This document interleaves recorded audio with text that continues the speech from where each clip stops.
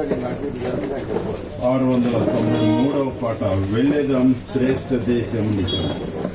శ్రేష్ఠ దేశం నిజము ఉండేదం ప్రభుతోనే నిత్యము. వెళ్ళేదం శ్రేష్ఠ దేశం నిజము ఉండేదం ప్రభుతోనే నిత్యము. పరలోక దేశము ఉత్తమం అమన దేశం అతి ఉత్తమం. పరలోక దేశము ఉత్తమం అమన దేశం అతి ఉత్తమం. వెళ్ళేదం శ్రేష్ఠ దేశం నిజము ఉండేదం ప్రభుతోనే నిత్యము. వెళ్ళేదం శ్రేష్ఠ దేశం నిజము ఉండేదం ప్రభుతోనే నిత్యము. తండ్రి కోరికాయే మనకొక రాజ్యమివ్వా. లోక సృష్టికృతము ఏర్పాటైన పట్టణము. తండ్రి కోరికాయే మనకొక రాజ్యమివ్వా. లోక సృష్టికృతము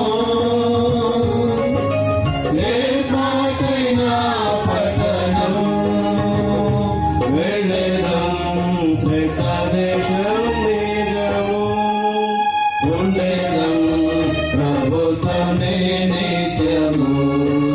వెళ్ళేదం శ్రేష్ఠ దేశం నిజము ఉండేదం ప్రభుతోనే నిత్యము.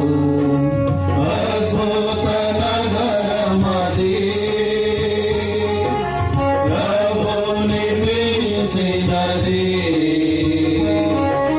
దృఢమైన పునాది స్థిరపరచబడినది.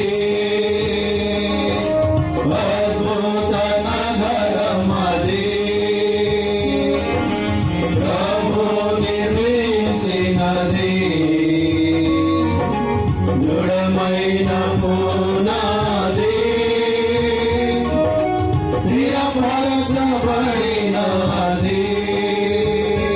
వెళ్ళేదం శ్రేష్ఠ దేశం నిజము ఉండేదం ప్రభుతోనే నిత్యము.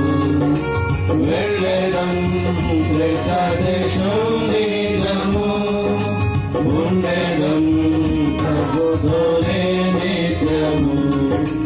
పవిత్ర నగరమది నీతికి స్థానమది. పరమ స్వభావముతో నిర్మింపబడినది. పవిత్ర నగరమది నీతికి స్థానమది.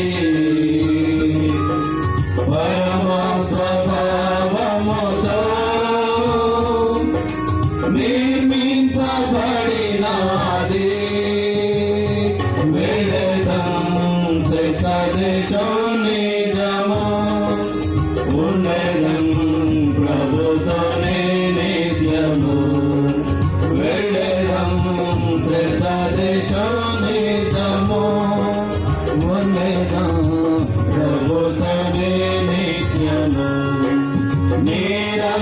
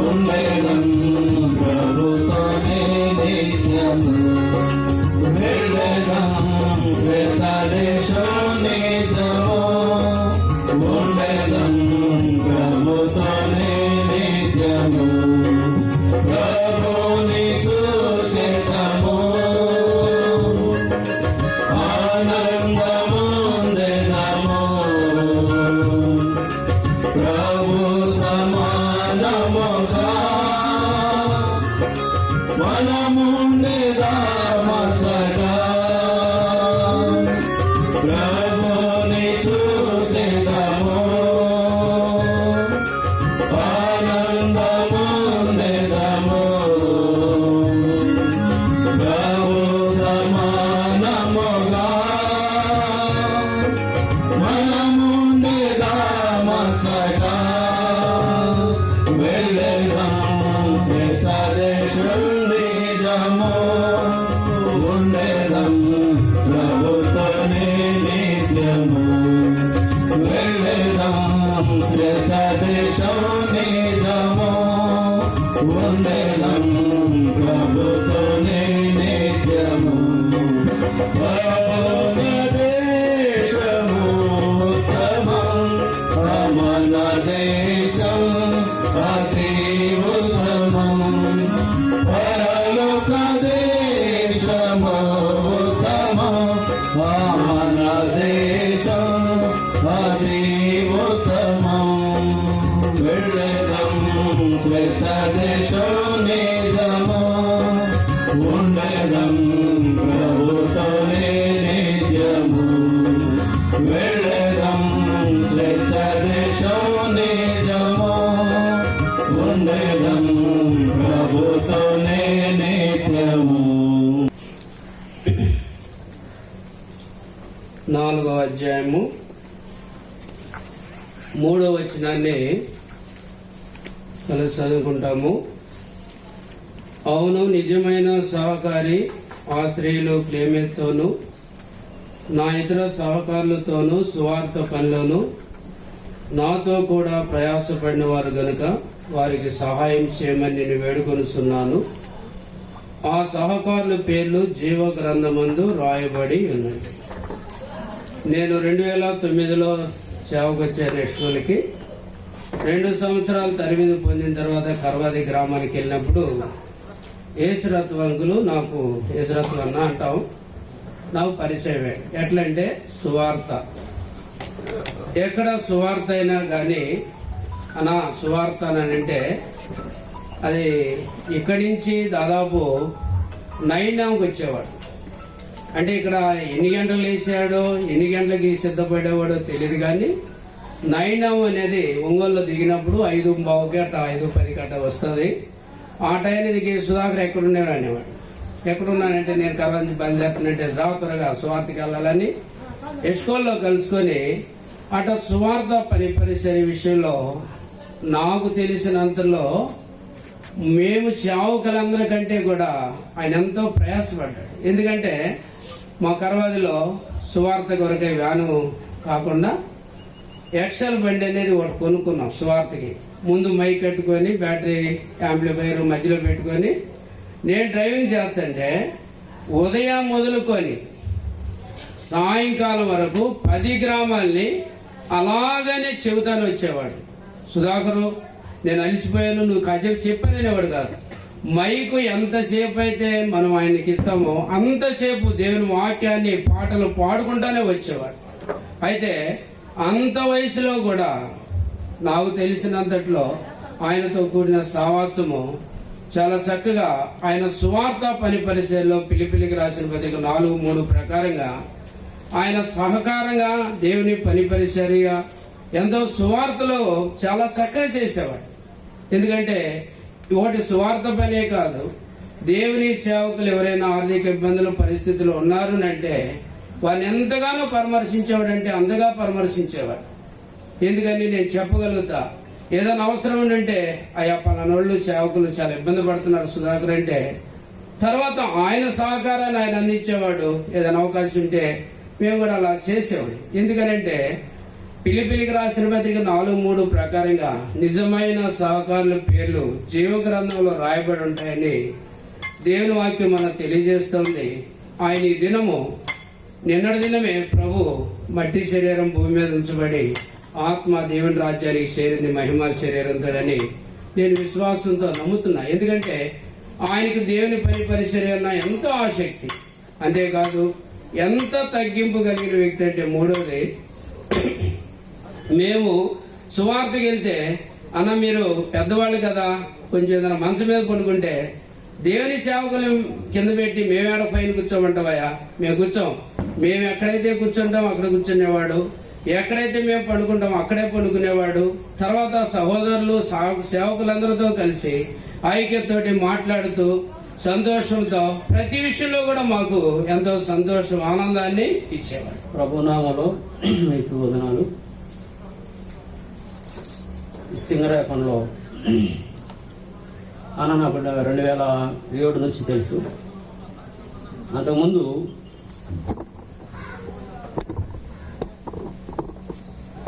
2006లో సింగరేఖంలో దీని కొంచెం అవతల డ్రైవర్పేటలో సెప్టెంబర్ 30 తారీఖున 2006లో సింగరేఖంలో పరిచయం ప్రారంభం చేశాం. ప్రభాస్ గారు పరిచయలో ఉన్నారు కందుకూరులో. మరి వారు మమ్మల్ని దర్శించారు. అలాగ దర్శించి సింగరేఖంలో పరిచయం స్టార్ట్ చేయాలయ్యా, గతంలో కొన్నిసార్లు పెట్టాం కానీ సరిగా నిలవలేదు, నాకు భారం ఉంది అన్నారు. సరే మేము కూడా ప్రార్థన చేస్తున్నాం. అప్పటికి సింగరేఖంలో ఒక రూమ్ తీసుకొని అద్దెంట్లోన ఆరాధన ప్రారంభం చేసుకొని 5-6 మంది దాకున్నాం మేము. ఆయన అప్పుడైతే ఆ మాట చెప్పాడో అటైతే దేవుని ఏర్పాటయ్యా, మేము కూడా దీనికోసం చూస్తున్నాము అని వచ్చారు. వచ్చిన తర్వాత మేము కలిసి తిరిగి మరి ఇల్లు ఎక్కడ దొరుకుతుందని ఆలోచన చేస్తే మరి నవమ్మ గారి ఇల్లు ఉంది, సూర్యకుమారి గారు వాళ్ళ అమ్మగారు వాళ్ళ ఇల్లు అది డ్రైవర్పేటలో. ఆమె వాళ్ళ కూతురు దగ్గర ఉంటే అక్కడికి వెళ్ళి పొలంపాటు వెళ్ళి ఆమెతో మాట్లాడితే, అమ్మాయి అయ్యా నాకు చాలా సంతోషం, మా ఇంట్లో మందులు పెట్టుకోవాలనుకున్నాము, కుదరలేదు, సాధ్యపడేది మాకు అది. మరి ఇప్పుడు అది ఎవరు లేదు, ఖాళీగానే ఉంటుంది, మీరు పెట్టుకుంటానంటే అంతకన్నా ఇంకా సంతోషం ఇంకే ఉంటుంది నాకు, మీరు పెట్టుకోండి, ఆ కరెంటు బిల్లు మాత్రం కట్టుకొని మీరు పెట్టుకోవచ్చు అని అన్నారు. అలాగే నా పరిచయం స్టార్ట్ చేసాం. స్టార్ట్ చేసిన తర్వాత ప్రభు బట్టి సాయం చేశాను. నేను మరి సుబ్బారెడ్డి గారు, తర్వాత అన్న మరి ప్రభాస్ గారు కలిసి అది స్థలం కొనుగోలు చేసి రిజిస్ట్రేషన్ కూడా చేయడం జరుగుతూ వచ్చింది. ఆ తర్వాత సమ్మర్లో 2007లో ఉద్యోగం మరి తీసుకున్న తర్వాత ఆయన రిటైర్మెంట్ అయ్యారు. అక్కడ రాయలసీమ నుంచి ఇక్కడికి వచ్చారు. అప్పటి నుంచి అన్నతో మాకు పరిచయం. అక్కడ మేము మరి తర్వాత ఖాళీ చేయమన్నారు. తర్వాత అందరం కలిసి ఆ మెట్ల మీద ఆ స్థలంలో రూత్ మార్గరెట్ ఇంట్లో పరిచయం ప్రారంభం చేశాం. స్టెఫను ఇంటి వారు అక్క యొక్క ప్రథమ ఫలమై ఉన్నారు. మీరు వారు పరిశుద్ధులకు పరిచర్య చేయుటకు తమను తాము అప్పగించుకొని ఉన్నారని మీకు తెలియను. పరిశుద్ధులకు పరిచర్య చేయుటకు తమను తాము అప్పగించుకొని ఉన్నారు. యేసురత్న గారు ప్రభు బిడ్డలకు పరిచర్య చేయడానికి ఆయన తను తాను అప్పగించుకున్నటువంటి వ్యక్తి అని ఆయన జీవితాన్ని గురించి ఎరిగిన వారంగా మనం అందరం గ్రహించగలుగుతున్నాం. He was a man of concern and responsibility. ఎంతో పట్టింపు బాధ్యత కలిగినటువంటి గొప్ప సహోదరుడు యేసురత్నం గారు. ఆయనకి చాలా పట్టింపు, దేవుని పని విషయమై ఎంతో బాధ్యతాయుతంగా ఆయన జీవించినటువంటి వ్యక్తి. సింగరేఖంలో ప్రభు పరిచర్య జరగడానికి తను తాను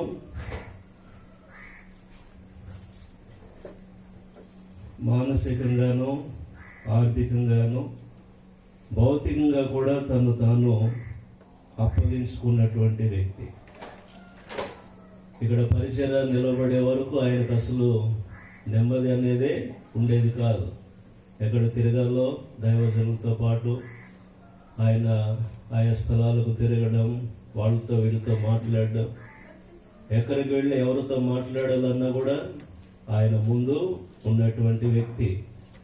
ప్రభు పరిచర్య అంటే ఆయనకు అంత శ్రద్ధ, ఎంతో పట్టింపు కలిగినటువంటి వ్యక్తి. ఇందాక మనం విన్నట్లుగా దేవుని సేవకుల ఎడల కూడా ఆయనకు ఎంతో బాధ్యత. ఆయన నెమ్మదిగా ఉండవచ్చు చక్కగా, కానీ ప్రతి సేవకుని విషయమై ఆయన ఎంతో బాధ్యతాయుతంగా ఉండేవాడు. వారి యోగక్షేమాలు ఏంటో తెలుసుకోవడం, వారికి తగిన అవసరాలు ఏంటో చూడడం ఆయన క్రమం తప్పకుండా చేసేటువంటి వాడు. చిన్నగంజామలో అన్నపూర్ణమ్మ అంటే వారి కుటుంబం ఒక నివాస గృహం ఈరోజు వారు కలిగి వారు నెమ్మదిగా సంతోషంగా ఉన్నారంటే దానికి ముఖ్య కారణం ప్రియమైన సహోదరుడు యేసురత్నం గారు. ఎందుకు అంత పట్టింపు ఒక వ్యక్తికి, దేవుని ప్రజల విషయమై, దేవుని సేవ విషయమై? ఆయన నెమ్మదిగా ఉండవచ్చు, కానీ ఆయన పురుకొల్పబడ్డాడు. అనేక మందిని ప్రోత్సాహపరిచి ఆర్థికంగా అనేక మంది దగ్గర ఆయన మరి సమర్పణలు, స్వేచ్ఛార్పణలు ఆయన తీసుకొని దైవజనులకు అందించడం, అక్కడ ఒక చక్కని నివాస గృహం నిర్మించబడ్డానికి ముఖ్యమైన కారకుడు సహోదరుడు యేసురత్నం గారు. పరిశుద్ధనామంలో చేరవచ్చిన మీ అందరికీ కూడా ప్రత్యేకంగా ధన్యవాదాలు తెలియజేస్తా ఉన్నాం. యేసురత్నం గారు మన మధ్య లేరు. అయితే నిన్నటి దినం మరి ఆ మాట చెప్పినప్పుడు నిజంగా చాలా ఆలోచించవలసి వచ్చింది. అయితే మాది ఓడపాలెం, ఇక్కడ నుంచి ఒక 6 కిలోమీటర్లు ఉంటుంది. మరి ఓడపాలెంలో మరి ఒక సింగరాయకొండ మందిరము మరి ప్రారంభించి మందిరం కన్స్ట్రక్షన్ అంతా అయిపోయిన తర్వాత డెడికేషన్ రోజు యేసురత్నం గారి ముఖంలో ఉన్న ఆనందాన్ని చూస్తే ఉదయం 3 గంటల నుంచి, ఎర్లీ మార్నింగ్ 3 గంటల నుంచి దైవదాసులు వచ్చే వరకు కూడా ఎంత తొందర పెట్టాడంటే, అంటే ఆ ఆనందం ఎంత ఉందంటే అందరూ ఒక దగ్గరికి రాగలుగుతా ఉన్నారు. మందిరం కట్టబడింది, ఇక ఈ మందిరంలో మనం ఆరాధన చేయొచ్చు, అనేక ఆత్మలు సంపాదించవచ్చు, ఈ సింగరాయకొండ పట్టణం రోజు రోజుకి అభివృద్ధి చెందుతూ ఉన్నది అన్నటువంటి ఆశ ఆయనలో నేను చూడగలిగాను. ఆ రోజు నిజంగా ఎంత ఆశ ఉందో. ఆ తర్వాత అనేక పరిస్థితులు వచ్చినప్పుడు అన్న ఫోన్ చేసి, అయ్యా పలానా దగ్గరికి వెళ్దాంరా, కొంచెం చిన్న సమస్య వచ్చింది అన్నప్పుడు, ఆ తర్వాత కూడా అనేక సమస్యలు కూడా ముందు యేసురత్నం కనబరుచుకునే మాటలు చెప్పే ముందుగా ఒక వాక్య భాగాన్ని జ్ఞాపకం చేసుకుందాము. గలతీ పత్రిక 6వ అధ్యాయము 9-10 వచనాలు చదువుకున్నాము. మనము మేలు చేయటందు విసుకుపోయిందుము, మనము అలాయిక మేలు చేస్తే మేనే తగిన కాలం మందు పంట కూతుంది. కాబట్టి మనకు సమయం దొరికిన కొలది అందరి ఎడలను, విశేషముగా విశ్వాస గృహమునకు చేరిన వారి ఎడల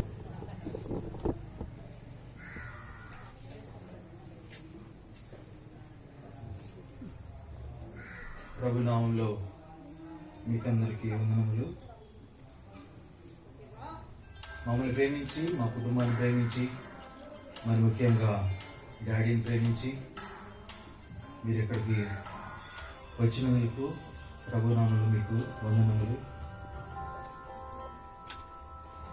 సరిగ్గా 39 సంవత్సరములు డాడీతో నాకున్నటువంటి అనుబంధం, ఇవన్నీ కూడా కొన్ని క్షణాల్లో నేను చెప్పలేకపోవచ్చు. నేను ఎక్కడి నుంచి చెప్పాలో కూడా తెలియట్లేదు. అయితే ఒక మాటలో చెప్పగలను, మా తండ్రి ప్రేమగల తండ్రి, ఈజ్ అ లవింగ్ ఫాదర్. కొన్ని నిమిషాల్లో మా కుటుంబ నేపథ్యము, తను ఏ విధంగా రక్షింపబడినాడు, మేము ఏ విధంగా ప్రభువుని గుర్తెరిగా పంచుకోదలిచాను. డాడీ యొక్క ఒంగోలు ప్రాంతానికే చెందినవాడు. ఇక్కడ త్రోవగుంట తన యొక్క నేటివ్ ప్లేస్. అమ్మ వాళ్ళది వచ్చి సింగరాయకొండ. తన వృత్తిరీత్యా యొక్క శ్రీశైలంలో మొట్టమొదటిగా పోస్టింగ్ వచ్చింది. అక్కడ నుంచి కొల్లాపూర్ అని, తర్వాత నందికొట్కూరు అని, తర్వాత చివరిగా కర్నూలు జిల్లా నందికొట్కూరు తాలూకాలో ఉన్నటువంటి పోతిరెడ్డిపాడు హెడ్ రెగ్యులేటర్ ఆ యొక్క ప్రాజెక్ట్కి డాడీని ట్రాన్స్ఫర్ చేశారు. మొట్టమొదటిగా మా కుటుంబం చూస్తే, మా ఇంట్లో మా తల్లి గారు మొట్టమొదటిగా ప్రభువుని గుర్తెరిగారు. మా కుటుంబం అంతా కూడా ఇదివరకు ఈ యొక్క బాప్టిస్ట్ సహవాసంలో మేము ఉంటూ వచ్చినాం.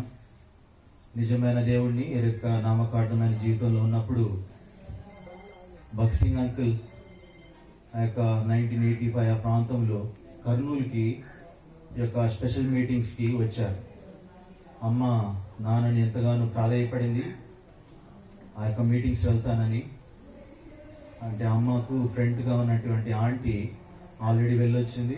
ఈ విధంగా ఆ యొక్క మీటింగ్స్కి వెళ్ళా నేను ఎంతో ప్రాధాయపడినప్పుడు నాన్న తిరస్కరించినాడు. ఎంతగానో ప్రార్థన చేస్తూ వచ్చింది. ఆ విధంగా చివరికి ఒప్పుకున్నాడు. అమ్మ రక్షింపబడింది. ఆ యొక్క మీటింగ్స్లోనే అరవిందం అంకుల్ ఆమెకి బాప్తిస్మం ఇచ్చారు. తను ఎంతగానో మా కుటుంబం గురించి, పిల్లలు అందరి గురించి ప్రార్థన చేస్తూ వచ్చింది. ముఖ్యంగా దేవుడు యొక్క వాగ్దానం, ఒకరికి రక్షణ ఇస్తే కుటుంబాంతానికి రక్షణ ఇస్తా అన్నాడు. ఎంతో దేవుని అందు విశ్వాసంతో ప్రార్థన చేస్తూ వచ్చింది. తద్వారా ప్రార్థన ఫలితం మా కుటుంబంలో చూడగలిగాం. ఆగస్టిన్ అంకుల్ వచ్చినప్పుడు నందికొట్కూర్ కోరే బండింగ్ బుష్ ఆ చర్చ్కి వచ్చినప్పుడు ఆ స్పెషల్ మీటింగ్స్లో డాడీ బాప్తిసం తీసుకున్నారు. ఇవన్నీ కూడా 1987, 1990 ప్రాంతం. అప్పుడు చిన్నవాడిని. అయితే నా యొక్క బాల్యం నుంచి కూడా నేను గుర్తెరుగుతూ వచ్చినాను. నా తల్లిదండ్రులు మా ముగ్గురిని కూడా తమ ఏళ్ళు పట్టుకొని ఆదివారం పెందలకడనే లేచి రెడీ చేసి 9 గంటలకు మేము మందిరంలో ఉండేవాళ్ళం. మరి తిరిగి రాత్రి 9 అయ్యేంత వరకు మందిరంలో గడుపుతూ వచ్చినాం. ఈ విధంగా మా తల్లిదండ్రులు సంఘాన్ని ప్రేమించారు. నా చిన్నతనం నుంచి కూడా నాకు బాగా గుర్తు, ప్రతి ఆదివారం ఆల్మోస్ట్ ఫుల్ సండే మేము మందిరంలో గడుపుతూ వచ్చినాం. ఎందుకనగా మందిరము మేము ఉండే ప్రదేశం 27 కిలోమీటర్లు, 3 షటిల్స్ బస్సు ఉండేది. ఇదివరకు ఒకటే ఉండేది, తర్వాత 2 చేసిన, తర్వాత 3. ఈ విధంగా ఆ షటిల్, మార్నింగ్ షటిల్కి వెళ్తే మళ్ళీ నైట్ షటిల్కి ఇంటికి వచ్చాయి. ప్రభు సన్నిధిలో పూర్తి ఆశీర్వాదాన్ని ఎంతో క్రియాపూర్వకంగా మా జీవితంలో మేము అనుభవిస్తూ వచ్చినాం. ఇక డాడీ రక్షింపబడిన తర్వాత వారి పిల్లల గురించి ప్రార్థన చేస్తూ వచ్చారు. అక్క, నేను, తర్వాత అన్న. ఈ విధంగా నిజమైన దేవుణ్ణి మేము గుర్తెరుగుతూ వచ్చినాం. చిన్ననాటి నుంచి అప్పుడు కూడా మేము నేర్చుకుంటూ వచ్చింది సంఘంలో సంఘ సేవకులను ప్రేమించాలి, సంఘానికి అంటి పెట్టుకొని ఉండాలి. ఈ విషయాలు నేను నా యొక్క మెమరీ బాగా వెళ్ళినట్లయితే, చిన్నప్పుడు ఆ యొక్క సండే స్కూల్ అయితే, మీటింగ్స్ అయితేనేమి, ఏ విధంగా ఏ బస్సు ఎక్కొచ్చాం, ఇవన్నీ కూడా నేను మెమరీకి తెచ్చుకోగలను. ఇది బికాస్ నా యొక్క తల్లిదండ్రుల ప్రార్థనలు, వారు మా చేయి పట్టుకొని సంఘానికి నడిపించిన దాన్ని బట్టి. నేను చాలాసార్లు నా యొక్క స్నేహితులతో కానీ, నా యొక్క విశ్వాసులైన స్నేహితులు, వారితో పంచుకునేది ఎప్పుడు కూడా ఇదే: దేవుడు మాకిచ్చిన తల్లిదండ్రులు బట్టి మేము ఎంతో వందనస్తులము. వాక్యంలో ఉంది తల్లిదండ్రులు ప్రేమించాలని. అయితే వారిని ప్రేమించాలి, ఆ యొక్క నడవడికలో మమ్మల్ని పెంచుతూ వచ్చినారు. ముఖ్యంగా నాన్న అయితే చిన్నవాడిని కాబట్టి ఎంతగానో ప్రేమించాడు. చిన్నతనం నుంచి కూడా నాకు ఏది కావాలో అది దయచేస్తూ, ప్రభు కృపను బట్టి నా యొక్క స్టడీస్లో నేను చిన్నతనం నుంచి కూడా ఎక్సెల్ అవుతూ వస్తున్నాను. 10th క్లాస్ స్కూల్ ఫస్ట్ వచ్చాను, ఇంటర్, ఇంజనీరింగ్, వీటన్నిటిలో కూడా ఫస్ట్ క్లాస్ డిస్టింక్షన్ వచ్చి పాస్ అయ్యాను. అయితే వీటన్నిటి బ్యాక్ మా యొక్క తండ్రి గారి సపోర్ట్ ఎంతో అమూల్యమైనది. తను ఎంతగా నన్ను సపోర్ట్ చేశాడో అంతగా నా గురించి సేవకులు చెప్పేవాడు. మా అబ్బాయి ఇలా చదువుతున్నాడు, మా అబ్బాయి ఇట్లా ఫస్ట్ రావాలి, ఈ విధంగా ఇంజనీరింగ్ చేస్తున్నాడు, మా అబ్బాయి ఫస్ట్ క్లాస్ డిస్టింక్షన్ రావాలి. ఈ విధంగా సేవకులు ప్రాధాయపడేవాడు. సేవకులు నేను కలిసినప్పుడు వాళ్ళు చెప్పేది, అయ్యా నాన్న మీ గురించి చెప్తున్నాడు అని చెప్పేసి. సో ఇదేదో నా యొక్క శక్తి సామర్థ్యాలు కాదు, కానీ ఇది పూర్తిగా మా తండ్రి తల్లి యొక్క ప్రార్థన, ముఖ్యంగా సేవకుల ప్రార్థన యొక్క ఫౌండేషన్. ఈ విధంగా ప్రభు సన్నిధిలో మమ్మల్ని తల్లిదండ్రుల ద్వారా ఏదో పెంచుతూ వచ్చినారు. ఇక రిటైర్మెంట్ ఏజ్ వచ్చింది, అంతకంటే ముందుగానే ఈ విధంగా వాళ్ళు ప్రార్థన చేసుకొని ఈ విధంగా సింగరాయకుండా రావాలని వాళ్ళు డిసైడ్ అయ్యారు. అప్పటి నుంచి కూడా ముందుగానే, రిటైర్మెంట్ కంటే ముందుగానే వాళ్ళు మొట్టమొదటిగా వెతికింది సహవాసం. నాకు ఇప్పటికీ గుర్తు, ఆ దినం ఆదివారం ఎస్కోల్ ప్రార్థనా మందిరంలో ముందుగా అనుకున్నాం ఎక్కడికి వెళ్దాము, సరే కొత్త ప్రాంతానికి వెళ్తున్నాం, ఎక్కడికి వెళ్దాం. అమ్మ ఒకటే చెప్తూ వచ్చింది, అయ్యా మనం చిన్నప్పుడు కూడా సండే స్కూల్ యొక్క సమ్మర్ హాలిడేస్ అంతా వచ్చినప్పుడు నేను మిమ్మల్ని తీసుకొని ఎస్కోల్కి వచ్చావనయ్యా, అక్కడికే వెళ్దామని చెప్పింది. ఆ విధంగా ఆదివారం ఎస్కోల్కి వెళ్ళాము. నాన్న, నేను, నలుగురం కూడా. వెళ్ళాక మీటింగ్ అయిపోయిన తర్వాత మొట్టమొదటిగా అంకుల్ని కలిసాం. ఏ విధంగా వచ్చామని చెప్పి అంకుల్ ప్రార్థన చేశారు. ఆ విధంగా మా యొక్క సహవాసం ఇటు విధంగా ఎస్కోలతో అంటుకట్టుబడుతూ వచ్చింది. ఈ విధంగా డాడీ సింగరాయకొండలో ఈ విధంగా హౌస్ కన్స్ట్రక్ట్ చేసుకుని డెడికేషన్ ఫ్రమ్ బిగినింగ్ ఆ యొక్క ల్యాండ్ కొన్నప్పటి నుంచి కూడా అంకులే వచ్చి ప్రార్థన చేసి అంతా తిరిగి కన్స్ట్రక్షన్ ఫ్రమ్ యొక్క ఫౌండేషన్ నుంచి మొత్తం పూర్తి అయ్యేంత వరకు అంకుల్ సమక్షంలో యొక్క మెటీరియల్స్ అయితేనేమి వీటన్నిటిలో అంకుల్ ఎంతగానో సాయం చేశారు మా కుటుంబానికి. ఎందుకంటే మాకు ఈ ప్రాంతం ఎక్కువగా తెలియదు. వారి యొక్క నేటివ్ ప్లేసెస్ ఇక్కడే అయినప్పటికీ వారికి తెలియదు. కర్నూలు ఈ ప్రాంతంలో అయితే డాడీ ప్రాజెక్ట్స్ అవన్నీ కడుతూ వచ్చినాడు కానీ గవర్నమెంట్ పరంగా, బట్ ఇక్కడ తెలియదు. కాబట్టి ఈ విధంగా దైవ సేవకుల బిడ్డలు మా కుటుంబానికి ఎంతగానో సాయం చేస్తూ వచ్చినారు. అయితే ఈ యొక్క జాబరీత్యా బెంగళూరులో చేస్తూ ప్రభు కృపను బట్టి అబ్రాడ్ వెళ్ళటానికి కూడా కృపను అనుగ్రహించాడు. అయితే మా డాడీ యొక్క పరిచర్య ఇక్కడ జరిగేది. అక్కడక్కడ అప్పుడప్పుడు అలా ఈ విధంగా గాస్పెల్ మీటింగ్కి వెళ్ళాను, ఇట్లా మీటింగ్స్కి ఆ విధంగా వినేవాడిని. కానీ ఇంతకు మించి ఈ విధంగా సంఘం ఇంతగా ప్రేమిస్తుంటానని, ఈ సేవకులు ఇంతగా ప్రేమిస్తున్నారు, తను ఈ విధంగా సేవకులు ఇంతగా ప్రేమిస్తున్నాడు, సంఘం కోసం ఈ విధంగా ఇంతగా జనరస్గా ఉన్నాడని ఈ యొక్క నిన్న సాయంత్రం నుంచి నేను గుర్తెరుగుతూ వస్తున్నాను. డాడీ చేసింది ఇది ఏదో it's not something great, but it's very small, but it is countable. అదెంతో ఎన్నదగినది అని నాకు నేనుగా గ్రహిస్తూ వచ్చినాను. డాడీకి ఇప్పుడు 72 సంవత్సరాలు, 73లో ఎంటర్ అయ్యారు. 2021 సంవత్సరం జూన్ నెల 17వ తేదీ అమ్మ ఫోన్ చేసింది ఎర్లీ మార్నింగ్ 3 o'clock. ఇదివరకే డాడీ కొద్దిగా అస్వస్థతగా ఉన్నాడు, ఈ విధంగా ఉందయ్యా, ఈ విధంగా ఉంది, తను అప్డేట్ ఇస్తూ వచ్చింది. అయితే ఆ దినం బాగా సివియర్గా వామిటింగ్స్ అని అమ్మ చెప్తూ వచ్చింది. అప్పుడు కరోనా టైం, ఇక్కడ నేను బెంగళూరులో ఉంటాను. రావడానికి అప్పుడున్న రూల్స్ ప్రకారం ఎస్పీ గారి లెటర్ తీసుకోవాలి. ఇంకా లేదంటే మినిమం ఈ విధంగా పోలీస్ స్టేషన్కి వెళ్ళి ఒక లెటర్ కమిషనర్ ఆఫ్ పోలీస్తో కానీ అటెస్టేషన్ ఉన్నాయన్నా తీసుకోవాలి. అవేమీ లేవు. నాకు వెంటనే ప్రార్థన చేస్తున్నాను, దేవుడు నాకు తలంపించాడు. మమ్మీ కాల్ చేసినటువంటి కాల్ రికార్డ్ నేను స్క్రీన్ షాట్ తీసుకున్నాను. ఇక వెంటనే కార్ తీసుకొని బయలుదేరాను. ఇంటికి వచ్చేసరికి డాడీ చాలా వామిటింగ్స్తో బాధపడుతున్నాడు. ఇమ్మీడియట్గా అన్న కూడా వచ్చాడు ఆ టైంకి. ఇంకా కారులో తీసుకెళ్ళాం సంఘమిత్రాకి. తీసుకెళ్ళి వాళ్ళంతా ఆ యొక్క తనుకున్నటువంటి బలహీనతను డయాగ్నోస్ చేస్తూ వచ్చారు. ఇప్పుడు ప్రాంతంలో కూడా ఎంతగానో పెద్దగా ఎంతగానో ప్రయాసపడుతూ వచ్చాడు. సుఖంలో దుఃఖంలో వాటిని గమనిస్తూ వచ్చినాం. అయితే ప్రభు కృప, మనం ఏదైనా ఉన్నామో ఆయన కృప ఇంతవరకు నడిపిస్తూ వచ్చినాడు. మా గురించి, ముఖ్యంగా అమ్మ గురించి, మా యొక్క కుటుంబం గురించి. మేము బెంగళూరులో ఉంటాం, మా అన్నయ్య కర్నూలులో ఉంటారు, అక్క నంద్యాలలో ఉంటారు. వారి యొక్క ఆదరణ కొరకు బిడ్డలు మనవలు అందరూ వచ్చారు. వారి యొక్క ఆదరణ కొరకు మీరు ఎడతెగక మీ ప్రార్థనలో జ్ఞాపకం చేసుకోండి. ముఖ్యంగా సింగరాయకొండ దీపస్తంభం గురించి కూడా ప్రార్థన చేస్తారండి. ఈ యొక్క ప్రభు దినం వరకు ఈ విధంగా కొనసాగుతూ ప్రభు ప్రేమలో మనమందరం వదిలినట్లుగా ముఖ్యంగా మీ యొక్క ప్రార్థనలో మా కుటుంబాన్ని జ్ఞాపకం చేసుకోమని మిమ్మల్ని వేడుకుంటూ ఈ విధంగా సెలవు చేసుకుంటాం.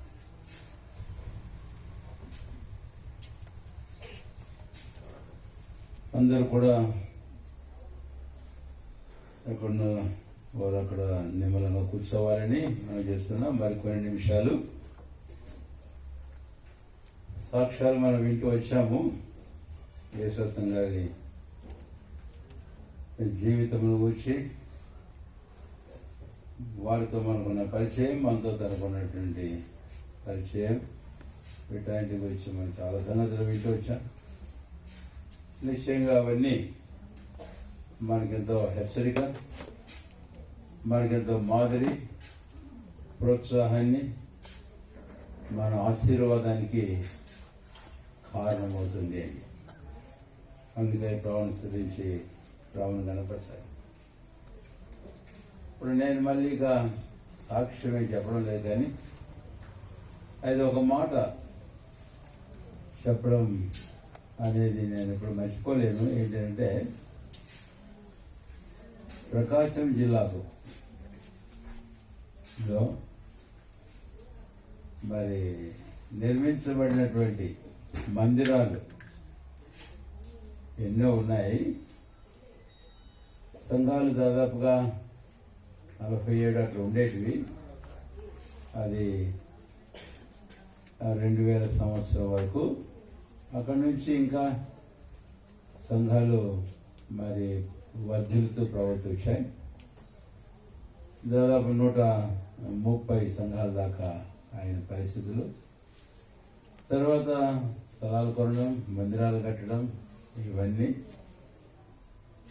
ఆవిడ స్కూల్ నుంచి సేవకులుగా కానీ బాధ్యులుగా కానీ ఆయన సంఘం ప్రాంతాల్లో పనిచేస్తున్న తోటి సేవకులు సంఘాలు కలిసి ప్రార్థనాపూర్వకంగా ఈ పనులన్నీ చేస్తూ రావడానికి ప్రభు సాయం చేస్తూ వచ్చాడు. ఇటు పరిచర్య, మరొక వైపు ప్రజల కొరకైన మందిరాలు ఏర్పాట్లు తదితర విషయాల్లో.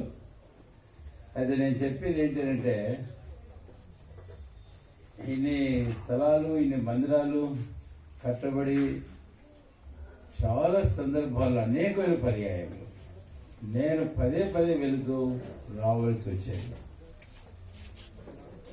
ఎక్కడ మందిరం కడుతున్నారన్నా ఒకసారి కాదు, పదే స్థలము చూసిన కాడి నుంచి ఇంకా ప్లాన్ తీసుకున్న కాడి నుంచి ప్రార్థన పునాది కాడి నుంచి పూర్తి మళ్ళీ డెడికేషన్ అయ్యేదాకా.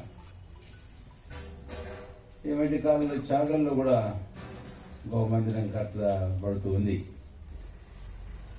ఇప్పటికీ ఈ చాగలు దాదాపు ఒక 12 సార్లు దాకా వచ్చింటానేమో. అయితే సింగరాయ కొండలో స్థలం తీసుకున్న తర్వాత మందిరం కట్టడం ఆరంభించిన తర్వాత నేను వచ్చింది చాలా తక్కువ. ఎందుకు అని అంటే అక్కడ ఒక మనుషుడు ఉన్నాడు. ఆ మనుషుడే ఈ మనుషుడు. ఎవరు? యేసురత్నం గారు. కనుక పని నైపుణ్యత తనకుంది, పనిలో పట్టుదల తనకుంది. అంతేకాదు పని మనం చెప్తే మనం ఇక మర్చిపోవచ్చు అంతే. అది ఆయనలో చూశాను. అందుకని నేను మళ్ళీ వచ్చేవాడిని కాదు. ఏదైనా విషయాలుంటే ఫోన్ చేసేవాడు, లేకపోతే తాను వచ్చి అది ఇట్లా ఇది ఇట్లా అంటే సరే అంటే ఇక ప్రకారం తాను తన భార్య దయమన మా వీళ్ళు విశేషంగా దగ్గరుండి ప్రతి పనిని కూడా జాగ్రత్త చూస్తూ వచ్చారు. కొన్ని అవాంతరాలు వచ్చినాయి. అప్పుడు వీరిద్దరూ గట్టిగా ఎంత గట్టిగా నిలబడ్డారంటే ఎవరు రా చూద్దామన్నటువంటి, నేను చెబుతున్నాను ఓపెన్గా, ఎవరు రండి చూద్దాం అన్నంతగా నిలబడ్డారు. చాలామందికి తెలియదు ఈ సంగతి. మందిరం కట్టబడింది, పరిచయం జరుగుతుంది. దానికంటే ముందుగా సింగరాయ కొండకు నేను జయరావు గారు చాలాసార్లు రావడం, అటు తిరగడం చేయడం జరుగుతూ వచ్చింది. రత్నమ్మ గారని ఒంగోలు సిఆర్పి క్వార్టర్స్లో ఉంటారు, టీచర్. ఆ తర్వాత రిటైర్ అయినారు. కాబట్టి ఆమె ఇల్లు వాకిల్ ఇదంతా కూడా ఇక్కడ రోడ్డు కుడివైపున కాలనీలో. సరే, ఇక్కడ ఏదో పరిచర్య ఆరంభిస్తే బాగుంటుంది. వేసుకోవాలి. మా ప్రార్థన ఏంటంటే ప్రకాశం జిల్లాలో ఉండే అన్ని మండల హెడ్ క్వార్టర్స్లో కూడా సంఘం ఉండాలి, మందిరం ఉండాలి, పరిచర్య జరగాలి. అంటే తెలిసిన విలేజ్లో కూడా ఉన్నాయి, కానీ ప్రతి మండల హెడ్ క్వార్టర్స్లో కూడా ఆ ప్రకారం ప్రార్థన చేస్తూ ఆ ధ్యేయంతో సేవకులంగా స్థానిక సంఘాలు ముందుకు వెళ్తూ వచ్చాం. ఆమెను అడిగితే చాలాసార్లు అది ఇది చూపించారు, కానీ అయితే అక్కడ మరి వీలు పర్లేదు. అల్టిమేట్గా ఆరాధన ఆరంభిద్దామన్నప్పుడు మార్గరెట్ కవాడిపాలెం ఉంది. తర్వాత భర్త పేరు ప్రభుదాస్ డేవిడ్ గారు. డేవిడ్ వారు అన్నారు, ఎవరిని ఇంట్లో మీరు మొదలు పెట్టుకోవచ్చు అంటే సరే అని చెప్పేసి ఆ ఇంట్లో ఆరాధన మొదలుపెట్టాం. అంతకుముందు కనుగొల్ల ప్రదాసు గారు ఉన్నప్పుడు కుడివైపున రైలు కట్టబడి ఒక ఇంట్లో ఏదన్నా వారి కోడికలైనా చేసుకుంటే మంచిది వాళ్ళ తలంపుతోటి కొంత జరుగుతూ వస్తూ వచ్చింది. సరే, ఈ విషయాలన్నీ ఇప్పుడు నేను డీటెయిల్గా చెప్పమని కానీ భవిష్యత్తమైన తర్వాత మనం చూద్దాం. తర్వాత ఇందాక సురేష్ చెప్పాడు, రిటైర్మెంట్ అయి ఒంగోలు ఇక్కడికి వచ్చిన తర్వాత ఎక్కడా మందిరం అని వెతుక్కుంటూ వచ్చిన సందర్భం. కాబట్టి దైవమనకు తెలుసు కాబట్టి ఎస్కోల్కి వచ్చారు.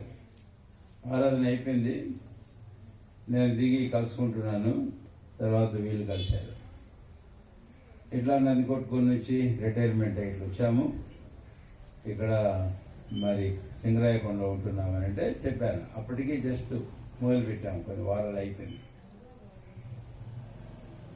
అప్పుడు చెప్పాను, సింగరాయకొండలో ఫలాని ఇంట్లో మనం ఆరాధన పరిచర్య ఆరంభించాం, ఇక్కడి నుంచే పరిచర్య పంపిస్తుంటారు ఎస్కోల్ నుంచి, కాబట్టి మీరు కూడా అక్కడ కలుసుకుంటే మంచిది అని చెప్పేసి అన్ని విషయాలు డీటెయిల్గా మాట్లాడాను.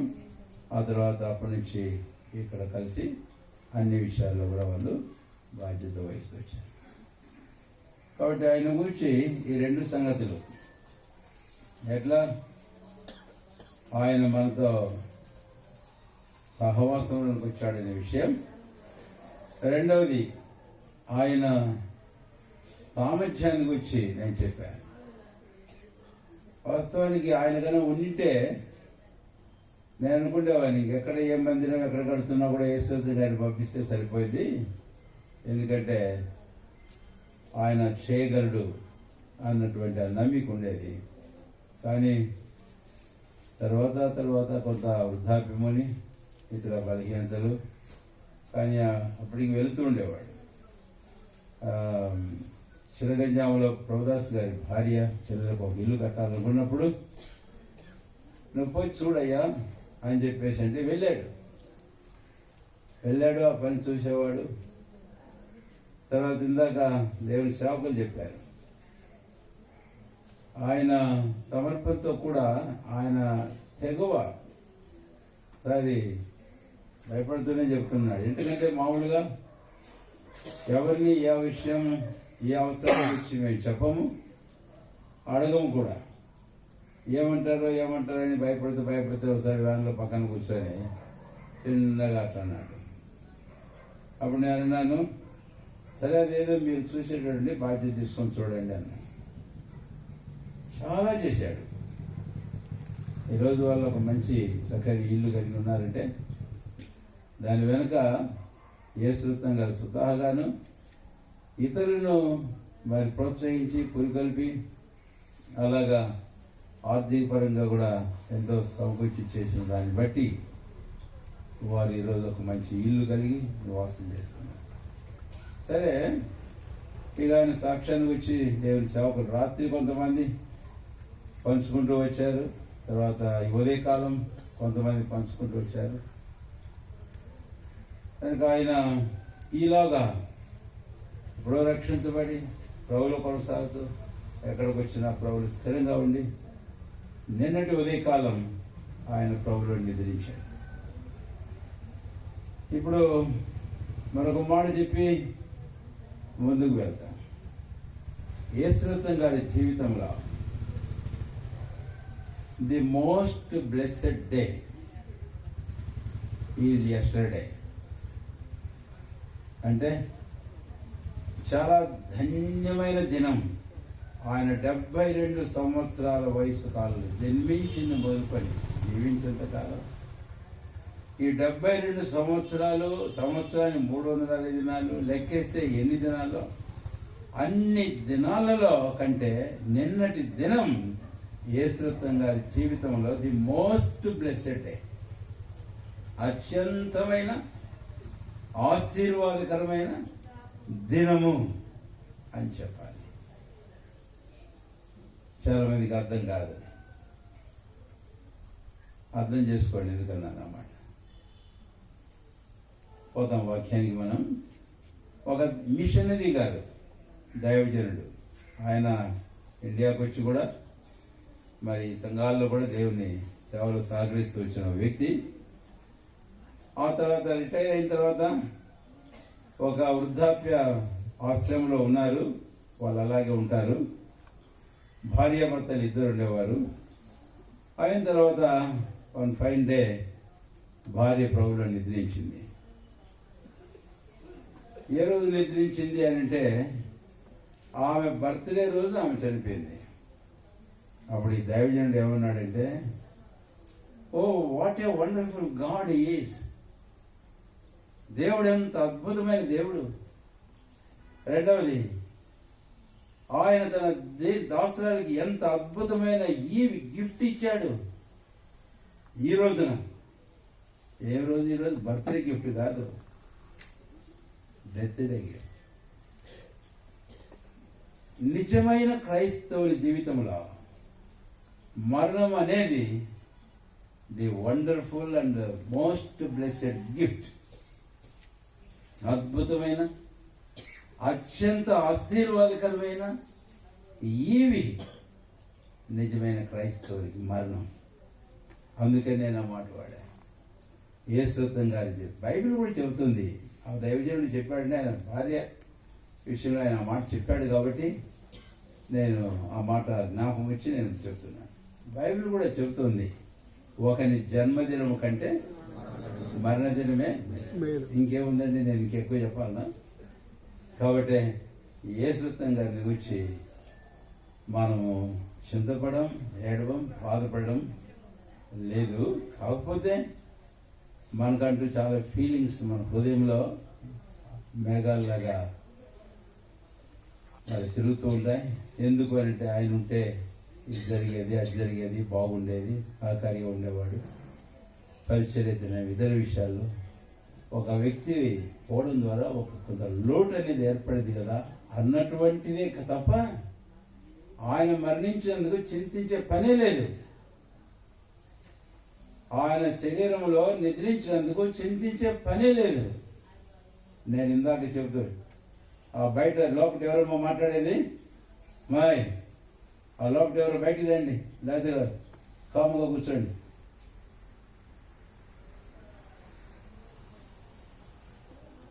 ఎవరు మాట్లాడకండి లోపల. కాబట్టి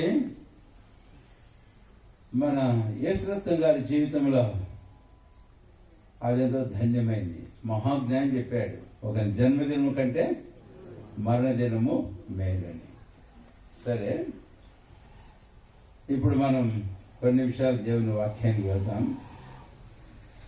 ఇంతకుముందు సింగరాయకుండా కొన్ని సమాధులు చేయడం జరిగింది. ఇక్కడ ఇబ్బంది ఏంటంటే గుంట తీయడం చాలా కష్టం. అది కొన్ని గంటలు పడతాయి. వీళ్ళేమో నిన్నటి దినాన్ని తీసేవాళ్ళు. అంటే దాంట్లోకి వాళ్ళు పోతారేమోనని భయం, ఖాళీగా ఉంటాయి. మాకైతే ఏం భయం లే. మా నాయన అయితే సమాధి పెట్టి ముందే చేసి పెట్టుకున్నాను. ఎందుకంటే భయం ఉంది, మరణం అంటే భయమేలే. కనుక పెట్టి చెప్పే చేసేవాడు కూడా లేట్ చేస్తే ఎట్లంటే, సార్ 10 కానీ నేను ఇవ్వలేనన్నాడు. ఏంటి ఎట్ చేస్తామంటే, నేను ఆదివారం కదా, అంతేకాదు నైట్ చేయం కదా, తెల్లవారిన తర్వాత చేసేది. వాళ్ళకి ఆ భయం, దాంట్లో వాళ్ళు పడుకోవాల్సి వస్తుందేమోనని. తావు భయం ఉండే వాళ్ళు అంతే చేసేది. మన చేతనేమో కాదుగా, వాళ్ళ మీద ఆధారపడాలి. అందుకనే ఇంకా కొంత లేట్ అవుతుంది. కాబట్టి నేనేదో ఆలస్యం చేస్తున్నాను కూడా మీరు అనుకోవద్దు, సరేనా? అయినా కూడా త్వరగానే మనం ముగించుకొని భౌతికాయని మనం పుస్తకాలను తీసుకొని వెళ్తాము. ఇప్పుడు 116వ కీర్తన గ్రంథం.